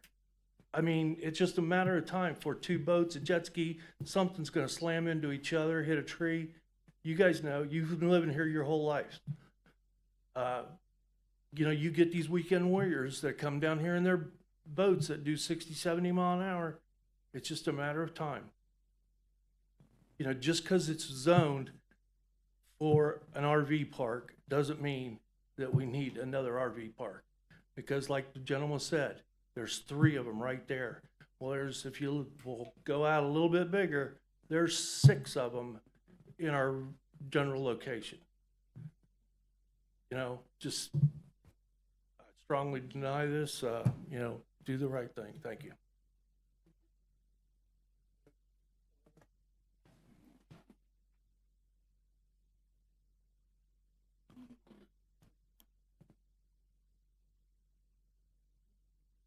Ladies and gentlemen, my name's Morris Lee. I can't hear very good. I got a bad head cold. I had to take my hearing aids out. So if you speak to me, get a little loud. If I'm not loud enough for you, just let me know. I own the property that joins where that fence is at. I'm the most one that's going to be offended by it or whatever. I'm not a very good speaker. I don't wear a coat and tie, but I'll tell the truth. We don't need another RV park. The main reason we don't need it is because I see the school buses that go by out there by my place, and I see nearly the wrecks that they have every day that I'm there. I haven't been there in a while, but I've had back surgery. They put a cradle in my back. But I can tell you there's too much traffic on that road already. You've got approximately, within 5 miles, you've got 4, if not 5, RV parks already. My taxes went up this year to $2,000 on 2 pieces of property right there that I own on that fence. That's not right. When I first moved there, I paid $1,500 for water. I paid $3,000 for city sewage. They sent me a letter in 2 years after that city sewage. We're not going to be responsible for it no more. You understand what I'm saying? No, they're not responsible for it. I have to keep it up. So they're putting all free sewage down all that road down there. Everybody's getting free sewage. But not on Shangri-La Lane. I pay that much tax and I can't even get them to fix the road back. They won't even fix that road. Children live there. Children. We don't have enough fire protection there. And until here recently, It was full of meth heads and drug heads. The house blew up they was living in down below me. I witnessed it. They're out of there now, thanks to Walden County Police. But it took a while for them to get them out. You got 44 pads going to go over there, and it's going to be a village, and you can't even live in a camper. Florida was founded on campers. Look in the history books. Before then, it was Indians. That was a trading center, a big trading center, and then the Civil War happened. I used it. I've studied history there for all my life. I have a place home in Alabama, but I'm going to live in Florida. I love Florida. Just to let you know, you're getting close to your time. Well, that's fine. I mean, there's been a lot of people spending time up here. I've listened to it ever since I got here. Well, public But comment I just want is you to limited. understand, I'm telling the truth. This comes from my heart. We do not need a RV park. We need more fire people, fire department, and a little bit more police. I appreciate your time. If anybody got any questions, let them fly. Are you on Shangri-La? Yes, okay. I'm through. Thank you.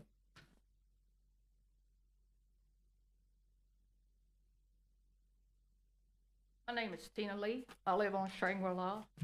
Our property, that was my husband, joins less than 5 feet from us. We got a fence that divides us, that's about it. We do have a lot of children. We don't need the traffic. It's a 2-lane road, in and out. These RVs, 60, 40, 50 feet long, coming down the road, kids getting off school buses. It's ridiculous. It's trying to get out of there. And like he said, we have no fire protection. Shangri-La is a private-owned road. It's the reason y'all give us an excuse for we have to have sewage, we don't have water, we have to pay for everything. But this person over here, 1 lane over, has got free sewage all the way down to that RV park down there for them people because they were dumping in the river. Now they get a sewage. Now they get free sewage down through there. I don't got free sewage. I have to share. I have to build a septic tank. I have a well on my property. How's that going to affect my well water? That's pretty much all I got to say, other than we also have felt harassed.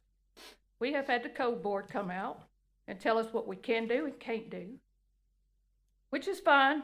I don't mind living by a code. But they put me on, say I have to live by this code, but nobody else around me does. I kind of got the feeling that I'm being harassed because my land joins that RV park and they want it. And the reason I say I'm being harassed is I get letters every day. I get 10 to 20 phone calls of people wanting to buy my land. And it's not for sale because we bought it here so we would have a place to come to relax and enjoy ourselves. And we don't need another RV park. We've lived in RV park. We went to RV parks. That's the reason we bought the land. It was a place to put our RV. They said we could have it there for 6 months while we built our house. Had it there 6 months, built our house. And now, we still don't have water. We have to share it. We're 3 people sharing water. Have to make the bill. But the RV park's gonna have all the water and gonna have all the sewage. That's all I got to say. Thank you. Thank you.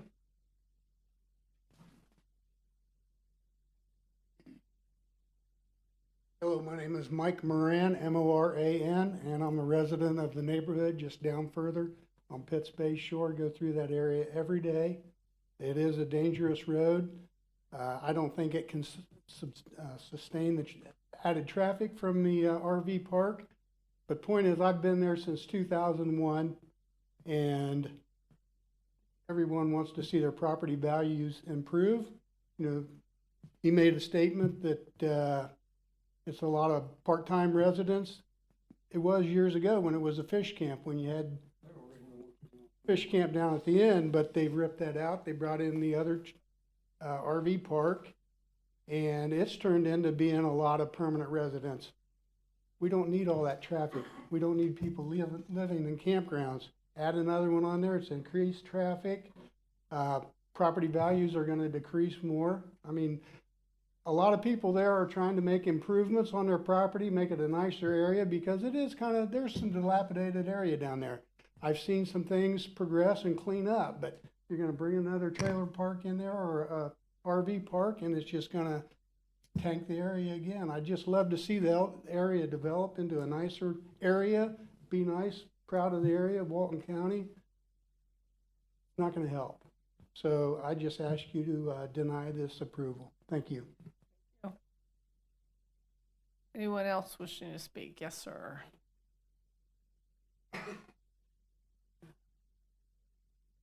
Hello, my name is Daniel Alford, ALFRD. I'm a fifth generation in this area.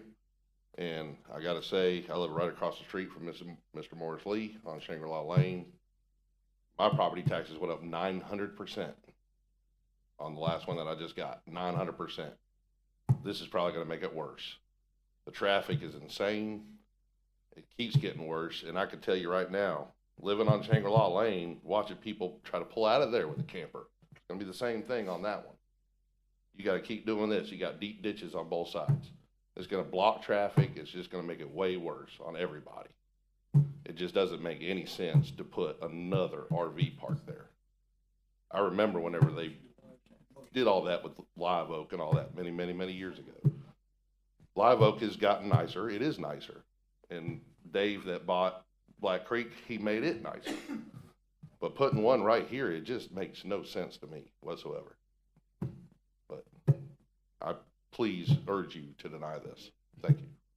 Thank you.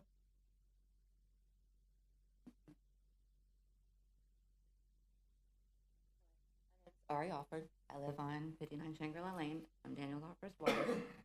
Everything that they're saying is true. Also, it is very wet out there. Whenever they cleared this off, they did turn the water on to all of us. A ditch was dug across the road, and they finally did cover it back up. But to empty this piece of land to make it drier, they dumped the water on us. When you start putting these pads up, it is going to flood us even more.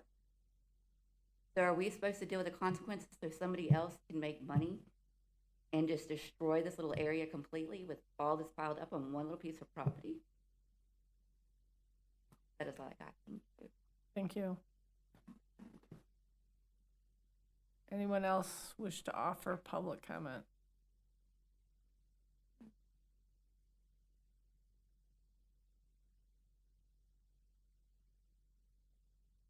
Evening. My name's Pete Smith. I live 28 Lucky Lane, just down the road from this property. And I'm here requesting that you deny this request.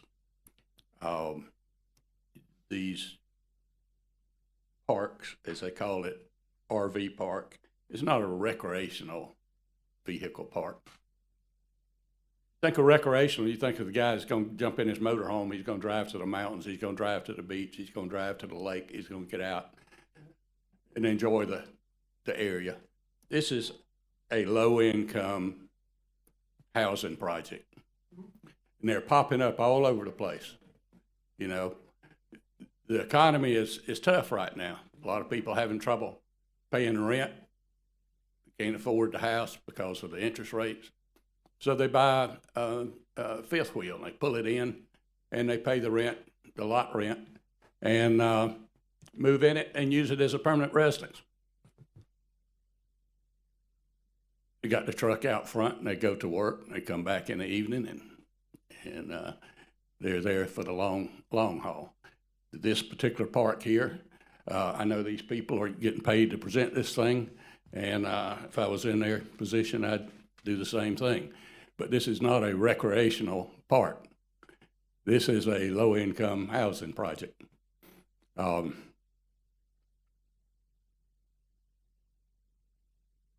lady, Melissa, I believe was his name, talked about a recreational walk trail through the property that goes back to the river. She's lived here all her life, she says. There is no river back there. That's Black Creek. And the trail does not come close to going to Black Creek. You're going to get out on the road, you're going to walk for another half a mile before you get to Black Creek on the road. There are no sidewalks. I don't know, I could go on and on, but if you will take a look at at the paperwork that Ms. Corneliuson submitted. She did a great job of researching and documenting why this thing should not be approved. And I would encourage you also, if you look at the map on the property appraiser's site, you'll see that it's platted subdivisions all the way around this thing. This is not a normal land use for an area like this. The last thing we need down there is another low-income housing project called a RV park. So I'd be glad to answer any questions you might have. Done. Thank you. Thank you. Anyone else wish to speak on this proposed development? All right, we will close the public hearing portion and public comment, that's what I meant. Yes, I'm sorry, public comment.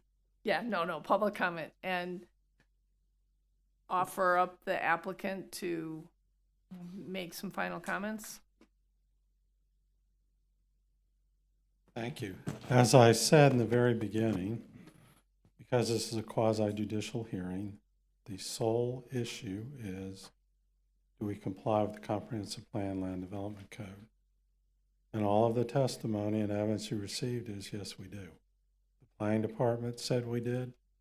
Ms. Ward, who's a certified land planner, said we did, and the engineer said we did. The comments you heard, there was a lot of talk about water and sewer. Well, one of the requirements for this is that it has to be supplied, water and sewer, by the city of Freeport. It doesn't impact any of their water and sewer. It comes from the city of Freeport, and we have to have it, and that's a requirement we met. And the history of this thing is this was a old trailer park. It had 10 rundown for-rent trailers, which was low-income housing. And they came in and they cleaned it up, and they tore it down, and they crushed the septic tank, and all that was done away with. It meets the zoning requirements for an RV park. In terms of consistency, if we could put this back up, Megan. We identified 3 RV parks. Apparently, I heard from somebody that was up here. One gentleman said, I think he said there was 6 RV parks. Apparently, they're a little outside of this. But it's certainly consistent then with the surrounding area, and it's right next to a light industrial piece of property. It's the correct zoning for an RV park. We meet the setbacks for an RV park. There are 2 fish camps down there. They now have RV parks in them, but as fish camps do. So we would ask you to approve this because there is absolutely no evidence to suggest differently. Thank you. Thank you. I have one question. Melissa explained that that something ran out of time, and he initially had the mobile homes, and that was what he wanted to do initially, was to replace it with mobile homes, but then there is a 6-month expiration date of something. A mobile home park, which is a specific type of zoning for a mobile home park. The mobile home park that was there was built in 1974, before we had any kind of zoning regulation in this county. Apparently, it seems like most of the mobile homes that were there were probably dating back about that far. They were very run down and beat up. The person that bought it, Mr. Johnson, got rid of all the dilapidated mobile home parks. But when something is Melissa, what's the term they use? Non-conforming use. You only got, if you remove the non-conforming use, you have to replace it within 6 months. But a mobile home park is different than an RV park. It's entirely different zoning requirement, regulatory requirement, all of that. We meet the requirements for an RV park. And that is what they're seeking. And it is an RV park. It's rental it's pads that you move your RV in. You know, it's not they're not applying for a long-term RV park, are they? No, it's for short-term RV rental. So you come here, you're on vacation, you want to go fishing for 2 weeks, you rent a pad and you park your RV there. Does that answer your question? And the old one had a septic tank, which they got rid of. Is there any other questions I can answer? Any other questions for Mr. Shipman? I don't think so. All right, thank you. So we can, I had one question for Brooke. I just wanted to know what your concerns are, because you clearly have asked some additional questions for clarification, and I'm trying to understand what you were trying to gain and glean from those questions. I'm unclear on that. Sure. So my big thing was making sure, because one of the things that working through the process was this idea of the adjoining parcels and making sure that everything's compatible. So like having that screening wall that Ms. Ward talked about, that was something that was brought into play from discussions with my office as well as the applicant's attorney. So that's what I wanted to make sure that we were clear on, you know, as far as what the code requires is if something is incompatible with any adjoining use, that there are measures taken in order to make them compatible. So things like the screening wall, that's done in order to make sure that it's compatible. And then I want to make sure the setback from that corner, because that's a different use. I know at this point it's not being used as what it's zoned for in that northeast corner, but that's what the zoning is. So if that piece of property ends up in the same situation where, so you know, say the office, whatever it is, closed for 6 months, well then that grandfathered use for that property would no longer exist, similar to this. So it's not that even it had to be the trailer park had to be removed. It's just if it's no longer being used in that way. So I think those are some type of office type things in that northeast corner, that industrial area.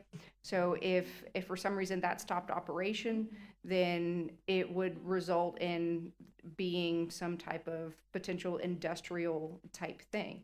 And so I want to make sure that we have taken that into account for whatever setbacks and everything for this particular property. We're satisfied with that. Yes, I was. Now, again, I'm only a lawyer. I'm not that smart. I'm not an engineer. But from a lawyer's perspective, as far as reading the code and the language of the code, I can tell you that I'm satisfied with that. But from there, you'd have to ask an engineer that's way smarter than me. all right. You cannot readdress, no, sorry. That's the order of the process. That's the rules, that's the way it goes. Any further comment? We'll close the hearing. We'll ask the commission for any comments. I do have to say, everything I've researched on it, it doesn't come down to whether I like it or not. It comes down to, does it meet the planning? Does it meet the land development code and the comprehensive plan? It's zoned properly. And that's really what this hearing was to determine. So any other comments from the commission? If not, I'd entertain a motion.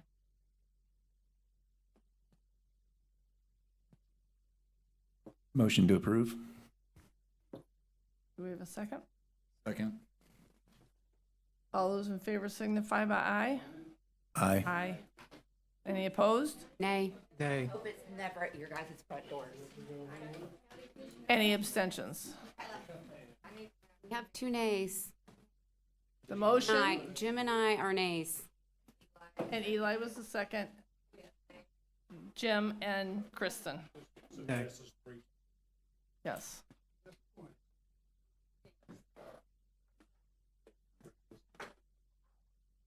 All right. Kelly's abandoned us, apparently. We're done. Point of order, would you repeat the end result for the nice? Motion passes. 3-2. Magistrate, special ALJ. All right. Seeing no other business before the commission, we can adjourn. Thank you. See you, Clay.